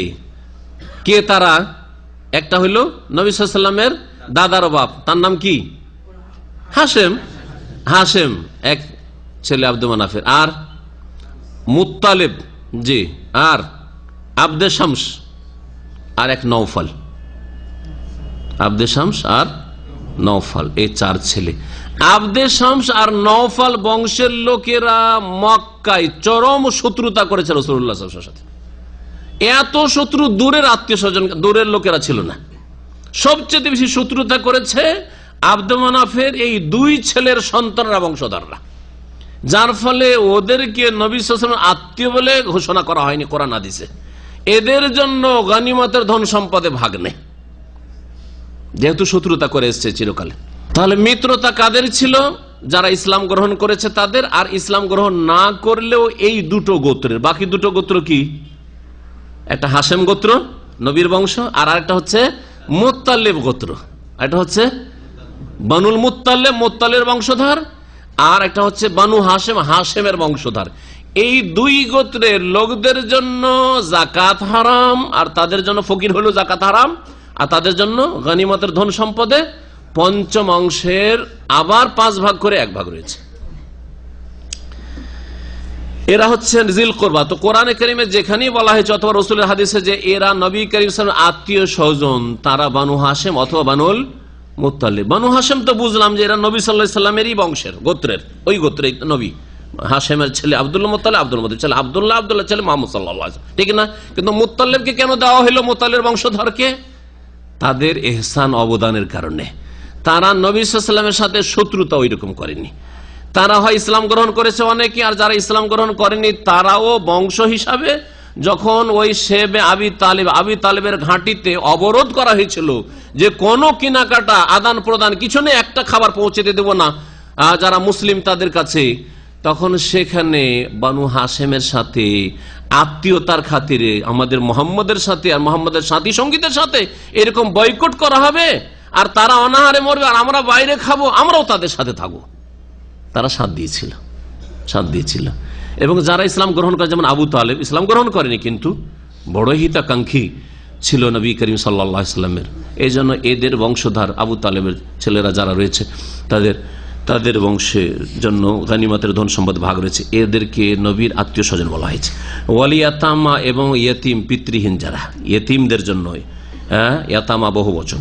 ওয়াল মাসাকিন, এবং মিসকিনের বহু বচন মাসাকিন। মিসকিন যারা দরিদ্র, যাদের অভাব রয়েছে, হয় মোটেই কিছু নেই অথবা প্রয়োজনের পুরোটা জুটে না, কিছু জুটছে, 3 বার খাবার লাগবে, 2 বার জুটে, 1 বার জুটে না। মাসে 30টা দিন, 30 দিনের মধ্যে 20-25 দিনের খাবারের ব্যবস্থায় 5টা দিনের অভাব হয়ে যায়। খাওয়া দাওয়া কোন রকম চলে যায় কিন্তু বস্ত্রের ব্যবস্থা হয় না, বস্ত্রের কোন রকম ব্যবস্থা হয়ে যায় কিন্তু অসুখ হলে আর চিকিৎসার ব্যবস্থা নেই। তাহলে এরা হচ্ছে মাসাকিন, মিসকিনদের জন্য। অবনী সাবিল, এবং যারা পথচারী, মুসাফির। ইবনুস সাবিল, সাবিল মানে রাস্তা, আর ইবনুন মানে কি? বেটা, মাশাআল্লাহ, রাস্তার সন্তান। তো রাস্তার সন্তান মানে পথচারী, যারা মুসাফির, কিন্তু মুসাফির সচ্ছল হলে নয়। মুসাফির এসেছে আর রাস্তার সম্বল শেষ হয়ে গেছে, বাড়ি যেতে পারছে না। আর আজকালকার যুগের মতো না যে বাড়ি থেকে যে কোনো সময় টাকা পয়সা আনিয়ে নেবো, এরকম কোনো ব্যবস্থা নেই। সেই যুগ ছিলই, এই মাত্র কিছুদিন আগে পর্যন্ত এরকম অবস্থাটা ছিল যে একটা লোক এসছে নিরুপায়, দেশ থেকে টাকা আনাবে তারও কোনো উপায় নেই, কেউ তাকে ধার খরচ দেওয়ার মতো নেই যে দেশে গিয়ে দেশে সচ্ছল, দেশে সুখী হইতে পারে। তারপরে মুসাফিরের জন্য যেমন জাকাতে হক আছে, কিন্তু ওদের আছে না নেই? আল্লাহ সূরা তাওবাতে জাকাতে হক ইবনে সাবিল উল্লেখ করেছেন, আর গনিমতেও হক রয়েছে। ইন কুনতুম আমানতুম বিল্লাহ, তোমরা যদি আল্লাহর প্রতি ঈমান রাখো, ওমা আনজালনা আলা আবদিনা ইয়াউমাল ফুরকান ইয়াউমাল তাকাল জামান, যা কিছু আমি নাজিল করেছি আমার বান্দা মুহাম্মদ সাল্লাল্লাহু আলাইহি সাল্লামের প্রতি। কাকে বান্দা বলা হয়েছে এখানে? মুহাম্মদ সাল্লাল্লাহু আলাইহি সাল্লামকে বান্দা বলা হয়েছে। কোনখানে, কোন ক্ষেত্রে? জিহাদের ময়দানে, বদরের যুদ্ধ, সবচেয়ে গুরুত্বপূর্ণ যুদ্ধ নবী সাল্লাল্লাহু আলাইহি সাল্লামের জীবনে, ইসলামের ইতিহাসে। সেই যুদ্ধের সময় এই মুহূর্তে নবী মুহাম্মদকে আমার বান্দা বলে আল্লাহ পাক আখ্যায়িত। ইয়াউমাল ফুরকান, চূড়ান্ত ফয়সালার দিনে। ফুরকান, হক এবং বাতিলের মাঝে চূড়ান্ত ফয়সালার দিনে। ইয়াউমাল তাকাল জামান, যেই দিন 2 দল পরস্পর মুখোমুখি হয়েছিল। 2 দল মানে কাফেরদের সেনাদল আর মুসলিম সেনাদল। আল্লাহু আলা কুল্লি শাইইন কাদির, আল্লাহ পাক সবকিছুর উপর ক্ষমতাবান। তো তোমরা যদি আল্লাহর প্রতি ঈমান রাখো এবং কোরআনে কারীমের প্রতি ঈমান রাখো, যা আমি নাজেল করেছি, মানে যার কিছু আয়াত নাজেল করেছি এই বদরের দিনে, এই কথা বলতে চাইছেন আল্লাহ পাক রব্বুল আলামিন। এখন গনিমতের ধন সম্পদের ভাগটা একটু স্পষ্ট করে বুঝেন। প্রথম, গনিমতের ধন সম্পদ যা পাওয়া গেছে সবগুলিকে যোদ্ধারা এনে হাজির করে দিবে, একটা সুচ পর্যন্ত রাখতে পারবেন না। একটা সুতা পর্যন্ত রাখতে পারবে না, একটা কোনো কিছু ছোট বড় কিছুই রাখতে পারবে না, সবকিছু নিয়ে এসে কি করতে হবে? হাজির করে দিবে। কার সামনে? নবী সাল্লাল্লাহু আলাইহি ওয়াসাল্লামের জামানায় নবী সাল্লাল্লাহু আলাইহি ওয়াসাল্লামের কাছে। তারপরে খলিফা যদি জিহাদের ময়দানে হাজির থাকেন তার সামনে, কিন্তু খলিফা নেই, খলিফার প্রতিনিধি রয়েছে, যিনি আমিরুল জিহাদ রয়েছেন তার সামনে হাজির করবেন। খলিফার প্রতিনিধি হইতে হবে, নিজে থেকে বানিয়ে নিলে হবে না। তো খলিফার পক্ষ থেকে যিনি নির্ধারিত নিযুক্ত আমির, তার কাছে হাজির করে দিতে হবে। তারপরে সেটাকে কয় ভাগ করতে হবে? 5 ভাগ করতে। 5 ভাগ করে পঞ্চমাংশ কার জন্য? রাসূলুল্লাহ সাল্লাল্লাহু আলাইহি সাল্লাম তার আত্মীয় স্বজন, ইয়াতিমদের জন্য, মিসকিনের জন্য, আর পথচারী মুসাফিরদের জন্য, এদের জন্য পঞ্চমাংশ। আর বাকি তাহলে 5 ভাগের 4 ভাগ যে থাকলো, এই 4 ভাগকে কি করতে হবে? মুজাহিদিনদের মাঝে আমির যিনি হবেন তিনি ইনসাফের সাথে কি করবেন? ভাগ করে দেবেন। যিনি পায়ে হেঁটে জিহাদে এসছেন তার জন্য 1 অংশ, আর যিনি জিহাদে এসছেন কিন্তু তার সাথে ঘোড়া রয়েছে, ওটা আসলে 1 ভাগ। কিন্তু উট নিয়ে তাড়াতাড়ি হামলাও করা যায় না, তাড়াতাড়ি পলায়ন করা যায় না, পক্ষান্তরে ঘোড়া জিহাদের কাজে আসে। তো ঘোড়ার ক্ষেত্রে নবী সাল্লাল্লাহু আলাইহি ওয়াসাল্লামের সহিহ হাদিস দ্বারা প্রমাণিত, অনেক হাদিস রয়েছে এই মর্মে, যে নবী সাল্লাল্লাহু আলাইহি ওয়াসাল্লাম জিহাদের ময়দানে ভাগ বন্টন কেমনভাবে করেছেন। যদি কেউ ঘোড়া নিয়ে সাথে, ঘোড়ার হচ্ছে 2 ভাগ আর ঘোড়াওয়ালার হচ্ছে 1 ভাগ, তাহলে ঘোড়া নিয়ে কেউ যদি জিহাদের ময়দানে আসতে পারে সে কত পেল? 3 ভাগ পেল। ওই যে 5 ভাগের 4 ভাগ বাঁচলো, ওইটাকে এইভাবে ভাগ করে দিতে হবে, এইভাবে ভাগ করে দিতে হবে। এই ক্ষেত্রে ফোকাহাদের একটা দল ইখতিলাফ করেছেন, কিন্তু তাদের হাদিসটি সহি নয়, বরং বেশি সহি হাদিস যে ঘোড়ারই 2 ভাগ আর ঘোড়াওয়ালার আর 1 ভাগ মিলে 3 ভাগ হবে। তারা বলছেন যে না, ঘোড়ার 1 ভাগ আর ঘোড়াওয়ালার 1 ভাগ, তাহলে 2 ভাগ। তারা বলছেন 3 ভাগ হচ্ছে না, এইভাবে ভাগ করে দেন। এই মর্মে বেশ কিছু হাদিস রয়েছে, তাফসীর এগিয়ে নেওয়ার জন্য আমরা একটু আগে বাড়ি। এখন আল্লাহ পাক রব্বুল আলামিন বলছেন, ইয আনতুম বিল উদওয়াতিদ দুনিয়া ওয়া হুম বিল উদওয়াতিল কুসওয়া ওয়ার রাকবু আসফালা মিনকুম। এখানে বদরের আসল চিত্র বা ম্যাপ তুলে ধরেছেন আল্লাহ পাক রব্বুল আলামিন। স্মরণ করো, ইজের আগে উজকুর উজ্জ আছে। হে নবী তুমি স্মরণ করো, হে নবীর সাথী সঙ্গীরা, হে মুমিন মুসলিম তোমরা স্মরণ করো, ইয আনতুম বিল উদওয়াতিদ দুনিয়া, যখন তোমরা নিকটবর্তী উপত্যকার প্রান্তে ছিলে, নিকটবর্তী উপত্যকার প্রান্তে ছিলে। উদওয়াতুন আর দুনিয়া, উদওয়াতুন মানে হচ্ছে প্রান্ত, আর দুনিয়া মানে নিকটবর্তী। ওয়াহুম বিল উদওয়াতিল কুসওয়া, আর কুসওয়া আকসা থেকে, মসজিদে বাইতুল মুকাদ্দাসকে কি বলা হয়? মসজিদে আকসা বলা হয়। কেন বলা হয়? দূরবর্তী মসজিদ। মক্কা থেকে মদিনাও দূরে 430 কিলোমিটার, আর বাইতুল মুকাদ্দাসও দূরে, কিন্তু মদিনার তুলনায় মসজিদ আকসা বাইতুল মুকাদ্দাস আরো বেশি দূরে। সেজন্য তাকে কি বলা হয়েছে কোরআনে কারীম ভাষায়? সুবহানাল্লাযী আসরা বিআবদিহি লাইলাম মিনাল মাসজিদিল হারাম ইলাল মাসজিদিল আকসা, দূরবর্তী মসজিদ, মদিনার তুলনায় অনেক দূরের মসজিদ। মক্কার লোকদের জন্য মদিনার তুলনায় বাইতুল মুকাদ্দাস অনেক দূরবর্তী। এখানে ওই আকসার মুআন্নাস স্ত্রীলিঙ্গ হচ্ছে কুসওয়া, আর উদওয়া মানে প্রান্ত বললাম। তাহলে আল্লাহ পাক কি বলতে চাইছেন? যে নবী মুহাম্মদ সাল্লাল্লাহু আলাইহি সাল্লাম এবং তার সাথী সঙ্গীগণ তারা নিকটবর্তী উপত্যকার প্রান্তে ছিলেন। নিকটবর্তী মানে মদিনা থেকে নিকটবর্তী গেছেন। তারা কোত্থেকে? মদিনা থেকে গেছেন বদরে, তো মদিনা থেকে নিকটবর্তী। আর মক্কার মুশরিকেরা যেহেতু মক্কার দিক থেকে এসেছিল, সুতরাং তারা তাদের তুলনায়, সাহাবায়ে কেরামদের তুলনায় তারা কি ছিল? মদিনা থেকে যদি ধরা হয় তাহলে তারা দূরবর্তী উপত্যকার প্রান্তে ছিল। তারা কাফেরদের সেনাদল দূরবর্তী উপত্যকার প্রান্তে ছিল। এই এলাকাটি যখন আমি বদরে গিয়েছি, স্থানীয় লোক না হলে বুঝাইতে পারে না। তো ওখানে বিশাল এক বালির পাহাড় আছে, যদি কোনোদিন কেউ যান বা গিয়েছেন তো মনে করেন, রাস্তা দিয়ে যখন যাবেন বিশাল একটা বালির পাহাড়, ওখানে পাথরের পাহাড় না, ওইটা আবার বালির পাহাড়, খুব বড় বালির পাহাড় আছে। ওই বালির পাহাড় থেকে মক্কার দিকে যে এই এলাকাটি উপত্যকা, পাহাড়ের নিচে যে নিচু স্থান থাকে ওটাকে কি বলা? ওয়াদি উপত্যকা বলা হয়। এই দিকে ছিল কাফেরদের সেনাদল। আর নবী সাল্লাল্লাহু আলাইহি ওয়াসাল্লাম যেহেতু মদিনা থেকে গিয়েছেন, তো বালির পাহাড় থেকে এই দিকটা, মদিনার দিকটা যে রয়েছে, ওই দিকে ছিলেন নবী সাল্লাল্লাহু আলাইহি ওয়াসাল্লাম এবং তার সাহাবায়ে কেরাম, মুসলিম সেনাদল, আল্লাহ পাক ওই অবস্থাকে তুলে ধরেছেন। এই তো ছিল যোদ্ধাদের অবস্থা।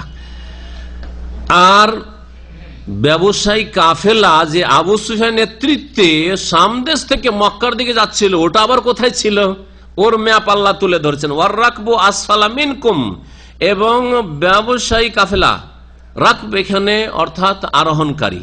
কিসে আরোহণকারী? উঠে। এরা উঠে চেপে যেহেতু ছিল, তো উঠে আরোহণকারী কাফেলা, যে ব্যবসায়ী কাফেলা, এটা তোমাদের নিম্নভূমিতে ছিল। তোমাদের নিম্নভূমিতে মানে আরব অঞ্চল সম্পর্কে, আরবের ভৌগোলিক অবস্থা সম্পর্কে জ্ঞান না থাকলে বুঝাতে পারবে না। নিম্নভূমি আল্লাহ বলছে আসফাল, তার মানে বদরের এলাকা থেকে লোহিত সাগরের দিকে যখন যাবেন, ওই এলাকাটি তুলনামূলক বদরের এলাকার চাইতে, মদিনার চাইতে নিচু এলাকা। এই জন্য এই এলাকাকে গৌর বলা হয়। গৌর মানে হচ্ছে কুল আরায়তুম ইন আসবাহা মাউকুম গাওরান। সূরা মুলকে আল্লাহ বলেছেন, আচ্ছা বলো তো তোমাদের পানি যদি কি হয়ে যায়, গভীরে চলে যায়, পাতালে নেমে যায়, এখানে গৌর পাতাল, হ্যাঁ, গভীরে চলে বোঝানো হয়েছে। তখন এই আরবটাকে ভাগ করা হয়েছে হেজাজ, একটা এলাকা হচ্ছে হেজাজ, নাম শুনেছেন তাই না? তো মক্কা মদিনার এলাকা, এটাকে হেজাজ বলা হয়। আর মক্কা মদিনা থেকে আপনার লোহিত সাগরের দিকে, আপনি ইয়াম্মু থেকে শুরু করে আপনার মক্কা জিদ্দা পর্যন্ত চলে যান, লোহিত সাগর আছে না নেই? তো এই লোহিত সাগরের কিনারা কিনারা যে এলাকাটা রয়েছে, এটাকে গৌর, নিচু এলাকা বলা হয়। ওই এলাকা দিয়ে যখন আবু সুফিয়ান জানতে পারলো যে মুহাম্মদ সাল্লাল্লাহু আলাইহি ওয়াসাল্লাম তার সাথী সঙ্গীদেরকে নিয়ে আমাদের ধন সম্পদ কেড়ে নেওয়ার জন্য আসছে, তখন আসল রাস্তা ছেড়ে দিয়ে, যে রাস্তা দিয়ে যাচ্ছিল সেই রাস্তা ছেড়ে দিয়ে নিচু এলাকায় নেমে গিয়ে ওই লোহিত সাগরের কিনারা বাহরে আহমার, লোহিত সাগরের কিনারা মক্কা গিয়ে পৌঁছে যায়। এইভাবে বেঁচে যায় তারা, হাতছাড়া হয়ে যায় সাহাবায়ে কেরামদের থেকে। তো আল্লাহ পাক বলছেন যে এরা ছিল নিম্নভাগে, তোমাদের নিম্নভূমিতে। জি, তো হেজাজের কথা বললাম আর গৌরের কথা বললাম। এগুলো হচ্ছে যখন ভূগোল পড়বেন, যারা পড়ছেন এখানকার জিওগ্রাফিয়া বা জিওগ্রাফিক্যাল অবস্থা যখন কোথাও আপনি পড়বেন, তখন দেখবেন আর একটা এলাকাকে নাজদ বলা হয়। হেজাজ যখন শেষ হয়ে গেল, হেজাজ শেষ করে যখন আপনি আল কাসিমের দিকে চলে আসছেন, আল কাসিম হয়ে রিয়াজ, তখন কিন্তু চড়াতে উঠছেন, ওপরে উঠছেন, অনেক ওপরে উঠে যাচ্ছেন, বুঝতে পারছেন না, ধীরে ধীরে উঠছেন, সেই জন্য কিন্তু অনেক ওপরে উঠে যাচ্ছেন। বলা হচ্ছে যে বেশ কিছু, মানে 1-2 কিলোমিটারের মতো এত উঁচা, ধীরে ধীরে ধীরে উঠে চলে আসছেন। এইরকম উঁচা এলাকাকে আরবিতে নাজিদ বলা হয়। কি বলা হয়? নাজদ বলা হয়। আমাদের দেশে বরিন্দা এলাকা বা বরিন্দ্র এলাকা বলা হয়। হ্যাঁ, বরিন্দ্র, আঞ্চলিক ভাষায় আমরা বরিন্দ এলাকা বলি। জি, জীবনে কোনোদিন বন্যা ওঠে না ওইসব এলাকা, কখনো বন্যা দেখা যায়নি, সব এলাকা ডুবে গেছে, কিন্তু কোনো উঁচা হয়ে আছে যে বরিন্দ্র এলাকা। বাংলাদেশও আছে, পশ্চিমবঙ্গেও আছে। নওগাঁ সম্পর্কে যাদের জানা আছে, নওগাঁ, সাপাহার, তারপরে আর কি বলছে নাটোর, এইসব অঞ্চল, তারপরে মালদা, রাজশাহী, চাঁপাইয়ের কিছু এলাকা, তারপরে মালদহর এলাকা, যারা জানেন তো ওই দিকটাই আছে বরিন্দ্র এলাকা। এই দিকটা বিশেষ করে আমরা জানি, খুব প্রসিদ্ধ এলাকা বরিন্দ্র এলাকা। যে এলাকায় আপনার গৌড়, যে বাংলা আসামের রাজধানী ছিল, গৌড় নাম শুনেছেন? যারা পড়েছেন শিক্ষিত লোকেরা, গৌড়ের রাজধানী এই উঁচা এলাকায়। কারণ তখনকার রাজারা প্রতি বছর বান বন্যা আসার, কোথায় বাঁধের ব্যবস্থা, নদী থেকে রক্ষা করার জন্য, পানি থেকে রক্ষা করার জন্য, সুতরাং তাদের রাজধানী বা যারা সুখী লোক, যারা ওই রকম দেশ পরিচালনা করেছে, তারা উঁচু এলাকাকে চয়ন করেছে তাদের সেনাবাহিনীদের জন্য, মুজাহিদিনদের জন্য, এবং তারা তাদের দেশ পরিচালনার জন্য। তো এই এলাকায় এখনো আপনার প্রাচীন যুগের সব ঘর বাড়ি, বিল্ডিং আর কেল্লা টেল্লা, দুর্গ সব আছে। আল্লাহ পাক রব্বুল আলামিন তারপরে ইরশাদ করছেন যে ওয়ালাউ তাওয়াআতুম লাখতালাফতু ফিল মিয়াদ। এইভাবে নবী করিম সাল্লাল্লাহু আলাইহি ওয়াসাল্লাম যে গিয়েছিলেন, উদ্দেশ্য কি ছিল? জিহাদ করার উদ্দেশ্য ছিল না ওই আবু সুফিয়ান যে ধন সম্পদগুলি নিয়ে আসছে ওগুলো কেড়ে নিয়ে চলে আসবো, প্রতিশোধ হয়ে যাবে, ওরা মক্কায় লুটেছে আমাদের, আমরা এদের লুটে নেবো, এটাই না উদ্দেশ্য ছিল। আল্লাহ পাক বলছেন আগে থেকেই যদি তোমরা চুক্তি করে যেতে যে আসছি, আর ওরা বলতে আমরা আসছি হামলা করার জন্য, তাহলে হয়তো মুখোমুখি হইতে না, ওরাই পিছিয়ে যেত, না হলে তোমরাই পিছিয়ে যেতে। কিন্তু আল্লাহ চেয়েছিলেন যে নিশ্চিত তোমরা মুখোমুখি হও, আর এ বদরের যুদ্ধ সংগঠিত হোক, সেই জন্য আল্লাহ পাক আগে থেকে তোমাদেরকেও জানাননি। অকল্পনীয় ওই বদরের যুদ্ধ ছিল। আল্লাহ বলছেন ওয়ালাউ তাওয়াআতুম, তোমরা যদি পরস্পরের সাথে প্রতিশ্রুতিতে আবদ্ধ হইতে যে আমরা অমুক তারিখে আসবো, বদরে লড়াই করব, হ্যাঁ আসো ক্ষমতা থাকলে, লাখতালাফতুম ফিল মিয়াদ, তাহলে নির্ধারিত সময়ে উপস্থিত বা মুখোমুখি হওয়ায় তোমরা ভিন্ন মত হয়ে যেতে, ভিন্নতর হয়ে যেতে। তাহলে হয়তো বিভিন্ন কারণে ওরাই পৌঁছিল না অথবা তোমরাই পৌঁছিলে না, এইরকম হয়ে যেত। কিন্তু আল্লাহ তো এরকম চাননি যে আগে থেকে ঘোষণা করো যে লড়াই হবে আর তারপরে তোমরাই হয়তো এগিয়ে চলে গেলে, মুমিনরা হয়তো এগিয়ে চলে, আল্লাহর হুকুম হলে চলে যেত, কিন্তু কাফেররা আসতো না, এরকম হইতো। তাই আল্লাহ পাক রব্বুল আলামিন বলছেন যে আমি যেহেতু এই বদর ঘটাতে চেয়েছি, তাই ওয়ালাকিন লিয়াকদি আল্লাহু আমরান কানা মাফউলা, কিন্তু আল্লাহ চেয়েছিলেন যে এমন কাজকে তিনি সম্পূর্ণ করবেন যেটা হওয়া স্থির ছিল। লিয়াকদি আল্লাহ আমরান কানা মাফউলা, যেটা স্থির পূর্ব স্থিরকৃত ছিল। আল্লাহ পাক আগে থেকে স্থির রেখেছিলেন যে বদর ঘটবে। বদরের যুদ্ধ কেন হলো? আল্লাহ বলছেন এখানে হক আর বাতিল ফয়সালা হয়ে যাক, আর এর মাধ্যমে যারা এই জেহাদে সাহসের সাথে জেহাদ করবে তারা বেঁচে থাকবে, ইজ্জতের সাথে বেঁচে থাকবে। আর যারা সেখানে ধ্বংস হবে, আল্লাহর দ্বীনের বিরোধিতা, রাসূলের বিরুদ্ধে যখন লড়াই করতে আসবে তারা ধ্বংস হোক, চোখে দেখে ধ্বংস হোক, এবং তাদের ওপর হুজ্জত কায়েম হয়ে যাক, যাতে করে বলতে না পারে যে আমাদেরকে সুযোগ সুবিধা দেওয়া হয়নি। আল্লাহ বলছেন লিয়াহলিকা মান হালাকা আন বায়্যিনা, যাতে করে ধ্বংস হয় যে ধ্বংস হওয়ার স্পষ্ট দলিল প্রমাণের ওপর, ওয়া ইয়াহইয়া মান হাইয়া আন বায়্যিনা, আর যে বেঁচে থাকবে সে যেন বেঁচে থাকে দলিল প্রমাণের ওপর বেঁচে থাকবে। তো সম্মানের সাথে ঈমান ইসলামের অবস্থায় নেফাক মুক্ত হয়ে বেঁচে থাকো জেহাদ করে। আর যারা ধ্বংস হলো কাফের মুশরিক, তারা যেন ধ্বংস হয় দলিল প্রমাণের সাথে, তাদেরকেও জানিয়ে দেওয়া হয়েছে, সতর্ক করে দেওয়া হয়েছে, দ্বীনের দাওয়াত দেওয়া হয়েছে। ওয়া ইন্নাল্লাহা লা সামিউন আলিম, নিঃসন্দেহে আল্লাহ পাক রব্বুল আলামিন সর্বশ্রোতা আর সর্বজ্ঞ, তিনি সবকিছু শোনেন এবং সবকিছু জানেন।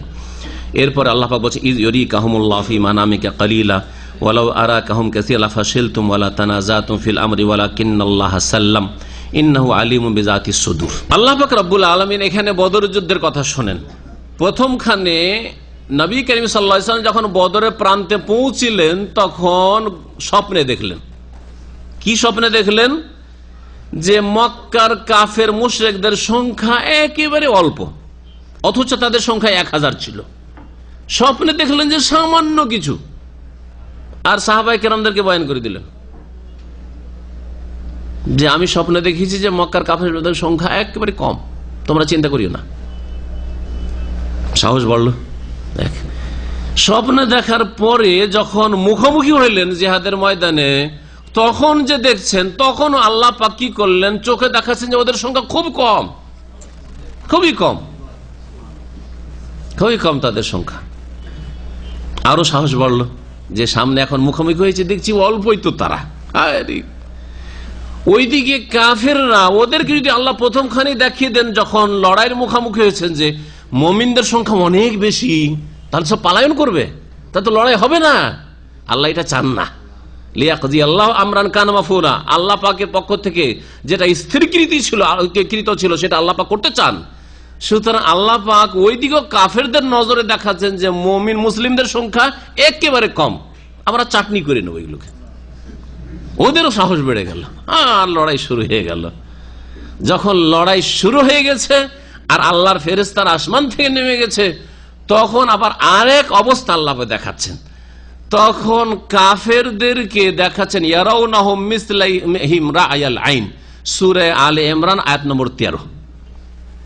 ওখানে এই অবস্থাটাকে আল্লাহ পাক তুলে ধরেছেন। তাহলে কোরআনে কারীম বুঝার জন্য একটা আয়াত পড়ে নেবেন আর সব বুঝে নেবেন, এটা ভুল। আজকালকার কিছু পোলাপান কিছু একটু ইসলাম বুঝতে শিখে জিহাদ নিয়ে লাফালাফি শুরু করে। আর বড় বড় আলেম 30 বছর 40 বছর পড়লো, যারা জিহাদের সব আয়াতি পড়লো, আর জিহাদ কোন অবস্থায় ফরজ হয়, কখন ফরজ হয় না, তার কিছু শর্ত আছে কিনা সব পড়লো, তাদের উপর ফতোয়াবাজি শুরু করলো। এরা হলো দরবারি হুজুর, দরবারি আলেম, এরা হচ্ছে দালাল, সরকারের দালাল, এরা তো বেতনভুক্ত, এরা তো যা বলতে বলে তাই বলে। বুঝা গেছে না? জি হ্যাঁ। দেখেন, এই জিহাদের এই বদরের যুদ্ধটা বোঝার জন্য আপনাকে সূরা আলে ইমরান আয়াতটাকে এর সাথে কালেকশন করতে হবে, বুঝতে হবে। আল্লাহ পাক ওখানে কি বলছেন? ইয়ারাউনাহুম মিসলাইহিম, কাফেররা যখন লড়াই শুরু করে দিয়েছে তখন মুমিনদেরকে দেখছে যে আরে এরা তো আমাদের দ্বিগুণ, ওরা 1000 আর নবী সাল্লাল্লাহু আলাইহি ওয়াসাল্লাম সাহাবায়ে কেরামদের আসল সংখ্যা হচ্ছে 313, আর ওরা দেখছে যে 2000। 313 কে আল্লাহ পাক কত করে দিয়েছেন? 2000 এর মতো করে দিয়েছেন ওদের নজরে। কিন্তু লড়াই শুরু হয়েছে, আর পালাবার তো উপায় নেই, লড়তে হবে। কিছুক্ষণ লড়ার পর দেখলো আর তো থামতে পারবো না, আর মায়ের পড়া শুরু হয়েছে। এর আগে বলেছি যে এই জেহাদে একমাত্র ফেরেশতারা অস্ত্র ধারণ করেছেন, হ্যাঁ, ফেরেশতারাও মার দিয়েছেন কাফেরদেরকে। সুতরাং খুব দ্রুত তারা রণক্ষেত্র ছেড়ে পলায়ন করলো কাফেররা, আর মুসলিমদেরকে আল্লাহ পাক বিজয় দান করলেন। আর তার সাথে সাথে নবী করিম সাল্লাল্লাহু আলাইহি ওয়াসাল্লামের দোয়াও ছিল খুব শক্তিশালী। এখন আয়াতগুলি বুঝেন। আল্লাহ বলছে ইউরিকাহুমুল্লাহু ফি মানামিকা কালিলা, স্মরণ করো যখন আল্লাহ পাক তোমাকে হে নবী দেখাচ্ছিলেন, হ্যাঁ, হুম মানে ওদেরকে, ওই কাফের মুশরিকদেরকে, ফি মানামিকা তোমার নিদ্রায়, তোমার স্বপ্নে। মানাম মানে স্বপ্ন, রুয়া মানেও স্বপ্ন, আর মানাম মানে স্বপ্ন। তোমার স্বপ্নে দেখাচ্ছিলেন কালিলান, অল্প অল্প দেখাচ্ছিলেন। তাহলে স্বপ্নে আল্লাহ পাক প্রথম দেখিয়েছেন নবী সাল্লাল্লাহু আলাইহি ওয়াসাল্লামকে যে ওদের সংখ্যা হচ্ছে অল্প। ওয়ালাউ আরাকাহুম কাসীরান, আল্লাহ যদি তোমাকে তাদেরকে বেশি করে দেখাইতেন যে কাফেরদের সংখ্যা অনেক বেশি, লাফাশিলতুম, তাহলে হে নবী তুমি, তোমার সাথীরা, নবী সাল্লাল্লাহু আলাইহি ওয়াসাল্লাম নাই কিন্তু নবীর সাথী সঙ্গীরা সবাই এক রকমের নাই, তোমরা সাহস হারিয়ে ফেলতে। ফাশিলা ইয়াফশালু মানে হিম্মত হারিয়ে দেওয়া, সাহস, হ্যাঁ, দুর্বল হয়ে যাও, মনোবল দুর্বল হওয়া। লাফাশিলতুম, তোমরা সাহস হারিয়ে ফেলতে। ওয়ালা তানাজাতুম ফিল আমরে, আর যুদ্ধের বিষয়ে তোমরা আপোষে মতবিরোধ শুরু করতে। কেউ বলতে লড়াই করব, আর কেউ বলতে লড়াই করব না, ফিরে চলে যাব, সমঝোতা করে নেবো, সোলা সন্ধি করে নেবো। কিন্তু আল্লাহ তো চাননি যে সন্ধি করে এখান থেকে ফিরে চলে যাও। আল্লাহ একটা চূড়ান্ত ফয়সালা চেয়েছে। তারপরে আল্লাহ পাক বলছেন যে ওয়ালাকিন্নাল্লাহ সাল্লাম, তবে আল্লাহ পাক রব্বুল আলামিন তোমাদেরকে নিরাপদ রেখেছেন, যাতে করে তোমাদের মাঝে মতবিরোধ না শুরু হয়, আর তোমাদের হিম্মত দুর্বল না হয়ে যায়, তোমাদের সাহস কমজোর না হয়ে যায়, হ্যাঁ, মনোবল ভেঙে না পড়ে। সাল্লামা, সহি সালামত রেখেছে, নিরাপদ রেখেছে। ইন্নাহু আলিমুন বিজাতিস সুদূর, নিঃসন্দেহে তিনি অন্তরের সবকিছু সম্পর্কে সম্যক জ্ঞানী। ওয়াইজুরিকুমুহুম, আরো স্মরণ করো। তাহলে স্বপ্নের কথা এখন হয়ে গেল। এখন জিহাদের ময়দানে যখন সামনাসামনি হতে যাচ্ছেন, সেই সময় নবী করিম সাল্লাল্লাহু আলাইহি ওয়াসাল্লামকে দেখাচ্ছেন কি, আর কাফেরদেরকে কি দেখাচ্ছেন, এই কথা এখানে তুলে ধরা হয়েছে। আল্লাহ পাক বলছেন ওয়াইজুরিকুম, স্মরণ করো যখন তোমাদেরকে, হে নবী মুহাম্মদ এবং তার সাথী সঙ্গীরা, বহু বচন দিয়ে সম্বোধন করা হয়েছে, হে সাহাবায়ে কেরাম, তোমাদেরকে যখন আল্লাহ পাক দেখাচ্ছিলেন ওই কাফেরদেরকে, হুম কি দেখাচ্ছিলেন, ইযিল তাকাইতুম ফি আয়ুনিকুম কালিল, যখন তোমরা মুখোমুখি হয়েছিলে, সামনাসামনি হয়েছিল লড়াইয়ের জন্য, তোমাদের নজরে অল্প দেখিয়েছিলেন। মাঠে যখন নেমে গেছেন দেখে তো কাফেরদের কি, আরে অল্পই তো লাগছে, হাজার কেন হবে, অল্পই আছে না। ওয়ায়ুকাল্লিলুকুম ফি আয়ুনিহিম, এবং তোমাদেরকে আল্লাহ কম করে দেখাচ্ছিলেন, ফি আয়ুনিহিম, কাফের মুশরিক মক্কার সেনাদলের নজরে, দৃষ্টিতে। ওরাও কম দেখছে, এদিকে 313 দেখছিল না, ওরা 50-60টা লোক দেখছে, অল্প স্বল্প, 1 মিনিটের ব্যাপার স্যাপার আছে। কেন আল্লাহ এটা করেছিলেন? বলছেন লিয়াকদি আল্লাহু আমরান কানা মাফউলা, যাতে করে আল্লাহ পাক চূড়ান্ত ফয়সালা করেন এমন বিষয়ের যেটা পূর্ব নির্ধারিত ছিল, পূর্ব থেকে স্থিরকৃত ছিল, মাফউলা, যেটা আল্লাহর পক্ষ থেকে করার ছিল, করবেন, সেটা আল্লাহ পাক চূড়ান্ত ফয়সালা করতে চেয়েছেন। ওয়াইল আল্লাহি তুরজাউল উমুর, এবং সমস্ত কাজ আল্লাহর দিকে ফিরে যায়। এরপরে আল্লাহ রাব্বুল আলামিন যুদ্ধের ময়দানের কয়েকটি আদব কায়দা, নীতিমালা উল্লেখ করেছেন। 6টি নীতিমালা রয়েছে। আল্লাহ পাক বলছেন ইয়া আইয়ুহাল্লাযীনা আমানু, হে মুমিন সকল, ইযা লাকিতুম ফিয়াতান, যখন তোমরা কোন কাফের দলের সাথে, শত্রু দলের সাথে মুখামুখি হবে। লাকি আলকা মানে সাক্ষাৎ করা, মানে মুখামুখি হওয়া যুদ্ধের ময়দানে। ফাসবুতু, তখন তোমরা অবিচল থাকো। তাহলে প্রথম আদব শেখানো হচ্ছে জিহাদের ময়দানে নেমে গেলে কি করতে হবে? অবিচল থাকতে হবে, পিছপা হওয়া চলবে না। দ্বিতীয় আদব হচ্ছে ওয়াজকুরুল্লাহ কাসীরা, বেশি বেশি আল্লাহকে স্মরণ করো, দোয়া করো, স্মরণ করো, আল্লাহ থেকে গাফিল হয়ে যেও না। লড়াইয়ের ময়দানে গিয়ে এক দেশের আর এক দেশের সাথে যুদ্ধ চলছে, মুসলিম দেশ কাফের সাথে যুদ্ধ চলছে, আর সেই সময় মদ নিয়ে যদি মেতে থাকে, আর মহিলা সেনাবাহিনী নিয়ে মেতে থাকে, মহিলা সেনাবাহিনী হচ্ছে না, কিসের জন্য? মহিলাগুলো লড়াই করবে সেই জন্য? কখনো লড়াইয়ের জন্য না, ভোগবিলাসের জন্য, জেনার জন্য এগুলোকে রাখা হচ্ছে। তো এগুলো নিয়ে মেতে থাকলে আল্লাহর সাহায্য নামবে? কখনো না। এরা আল্লাহ থেকে গাফেল হয়ে রয়েছে। আজকে মুসলিমদের উপর যেখানে মার পড়েছে, যেখানে ক্ষতিগ্রস্ত হয়েছে, দেখবেন যে পাপ সেখানে কারণ তাদের বহু পাপ তাদেরকে গ্রাস করে ফেলেছে। দ্বিতীয় আদব হচ্ছে আল্লাহকে বেশি বেশি স্মরণ করো। নবী করিম সাল্লাল্লাহু আলাইহি সাল্লাম বেশি বেশি দোয়া করেছে না করেননি? বদরের যুদ্ধে লাআল্লাকুম তুফলিহুন, যাতে করে তোমরা সফল কাম হইতে পারো। 3 নম্বর আদব আতিউল্লাহ ওয়া রাসূলাহ, এবং আল্লাহর আনুগত্য করো আর রাসূলের আনুগত্য করো। আল্লাহ এবং রাসূলের কথার বিরুদ্ধাচরণ, নাফরমানি করিও না, এক শরীয়তের বিপরীত কাজ করিও না। দ্বিতীয় এতে কথা রয়েছে যে রাসূলুল্লাহ সাল্লাল্লাহু আলাইহি ওয়াসাল্লামের জীবদ্দশায় রাসূলের কথা মেনে যেইভাবে হামলা করতে বলছেন, যেইভাবে রণকৌশল অবলম্বন করতে হবে ওইভাবে করো। আর নবী সাল্লাল্লাহু আলাইহি ওয়াসাল্লামের পরে নবী সাল্লাল্লাহু আলাইহি ওয়াসাল্লামের প্রতিনিধি খলিফাতুল মুসলিমিন, ইমামুল মুসলিমিন এবং জিহাদের ময়দানে যিনি সেনাদল হবেন তার আনুগত্য করতে হবে। আমিরের আনুগত্য ছাড়া কখনো সফলতা লাভ করা যায় না। 3 নম্বর আদব।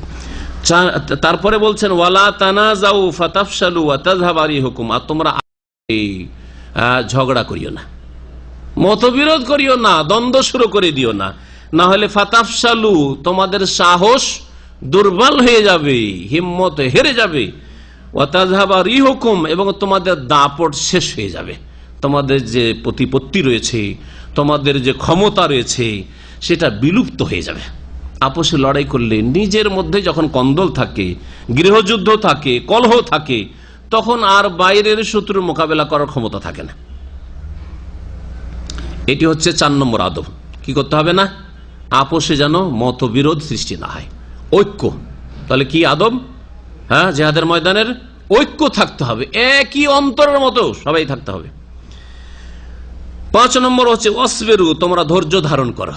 ধৈর্য ধরতে হবে, ধৈর্য ধারণ করতে হবে। যদি কষ্ট হয়, আহত হয়েছে, ক্ষয়ক্ষতি হয়েছে, এই হয়েছে সেই হয়েছে, ধৈর্য ধারণ করতে হবে। ইন্নাল্লাহা মা'আস সাবিরিন, নিঃসন্দেহে আল্লাহ পাক ধৈর্যশীলদের সাথে রয়েছেন। কয়টি আদব হলো তাহলে? 5টি হয়ে গেছে না ধৈর্য দিয়ে। 6 নম্বর হচ্ছে অহংকার যেন না থাকে। অহংকার যেন না থাকে। কাফেরের অহংকার ভরা অন্তর নিয়ে এসেছিল, সেই জন্য লাঞ্ছিত হয়ে পরাজিত হয়ে ফিরে গেছে। আর তোমাদের মধ্যে অহংকার না থাকে, সংখ্যাগরিষ্ঠতার অহংকার না থাকে, দুনিয়ার যে যুদ্ধ সামগ্রী রয়েছে সেগুলির অহংকার না থাকে, অথবা ধন সম্পদের অহংকার না থাকে, গায়ে বলা আছে অহংকার না থাকে, আমাদের মধ্যে এই সেনাপতি রয়েছে, এই কমান্ডার রয়েছে, এই রয়েছে সেই রয়েছে, এসব অহংকার না থাকে। কোন অহংকার যেন না থাকে, অহংকার মুক্ত হইতে হবে। আল্লাহ পাক বলেন ওয়ালা তাকুনু কাল্লাযিনা খারাজু মিন দা, 6 নম্বর আদব। ওয়ালা তাকুনু কাল্লাযিনা, তোমরা ওদের মতো হয়ে যাও না যারা বেরিয়ে এসেছিল তাদের নিজ নিজ ঘর থেকে, বাড়ি থেকে, বাতারাম ওয়া রিয়ান নাস, অহংকার ভরা অবস্থায়। বাতার মানে হচ্ছে ফখর, গৌরব, গৌরবের সাথে বেরিয়ে এসেছিল। আর রিয়ান নাস, আর লোক দেখানোর উদ্দেশ্যে যে ফিরে আসবো বদর থেকে, লড়াই করে মুহাম্মদ এবং তার সাথীদেরকে দমন করে আসবো, আর মক্কায় এসে আমরা ঢোল ঢাক বাজাবো আর বিজয় মিছিল করব, এই স্বপ্ন দেখে এসেছিল আবু জাহাল। ওদের মতো তোমরা হও না। তাহলে পার্থক্য কোথায় থাকলো? আরো মনে রাখবেন, আমাদের দেশে বিজয় মিছিলে বহু পাপ হয়, হয় না? হয় না? এক তো জুলম অত্যাচার করা, যারা হেরেছে তাদের বাড়ি ঘর ভাঙচুর করা হয়, তাদেরকে লাঞ্ছিত অপদস্থ করা হয়, আর তার ক্ষয়ক্ষতি করা, এসব তো হয়। এসবের সাথে মদ ঢালা হারে পাপ, অবাধ মেলামেশা, নারী পুরুষ আলিঙ্গন, আর কত কি, আর ঢোল তাবলা ইত্যাদি, এসব পাপ যারা করে তাদেরকে আল্লাহ কি করে ইজ্জত দেবেন? এরা অহংকারী, এদের মধ্যে এই জিহাদের আদব নেই। আল্লাহর পক্ষ থেকে যে সফলতা লাভের যে শর্ত রয়েছে, এই শর্ত তাদের মধ্যে নেই, বরং এটা হচ্ছে কাফেরদের চরিত্র। অহংকার না থাকে, লোক দেখানো নিয়ত না থাকে, যে বীর বাহাদুর বলবে আমরা হচ্ছি এই সেই, ওয়াসুদ্দুন আন সাবিলিল্লাহ, এরা আল্লাহর রাস্তায় চলতে বাধা সৃষ্টি করতো মক্কার কাফের মুশরিকরা, তাদের মতো চরিত্র তোমাদের যেন না হয়। আল্লাহু বিমা ইয়ামালুনা মুহিত, যা কিছু তারা করে, মানুষরা করে, তা আল্লাহ পাক রব্বুল আলামিন পরিবেষ্টন করে রয়েছেন। এখানে আলোচনা শেষ করছি। আল্লাহ পাক রব্বুল আলামিন যেন যা কিছু আমরা বললাম, যা কিছু শুনলাম, তাতে থেকে উপকৃত হওয়ার তৌফিক দান করেন। আল্লাহ পাক মুসলিম উম্মতের যেন হেফাজত করেন। আল্লাহ পাক রব্বুল আলামিন দুনিয়াতে আমাদের ইজ্জতের জিন্দেগি দান করেন, আখিরাতে আল্লাহ পাক সম্মানজনক রিজিক দান করেন, জান্নাতুল ফিরদৌস আল্লাহ পাক দান করেন। সুবহান রাব্বিকা রব্বিল ইজ্জাতি আম্মা ইয়াসিফুন ওয়া সালামুল মুরসালিন ওয়ালহামদুলিল্লাহি রাব্বিল আলামিন।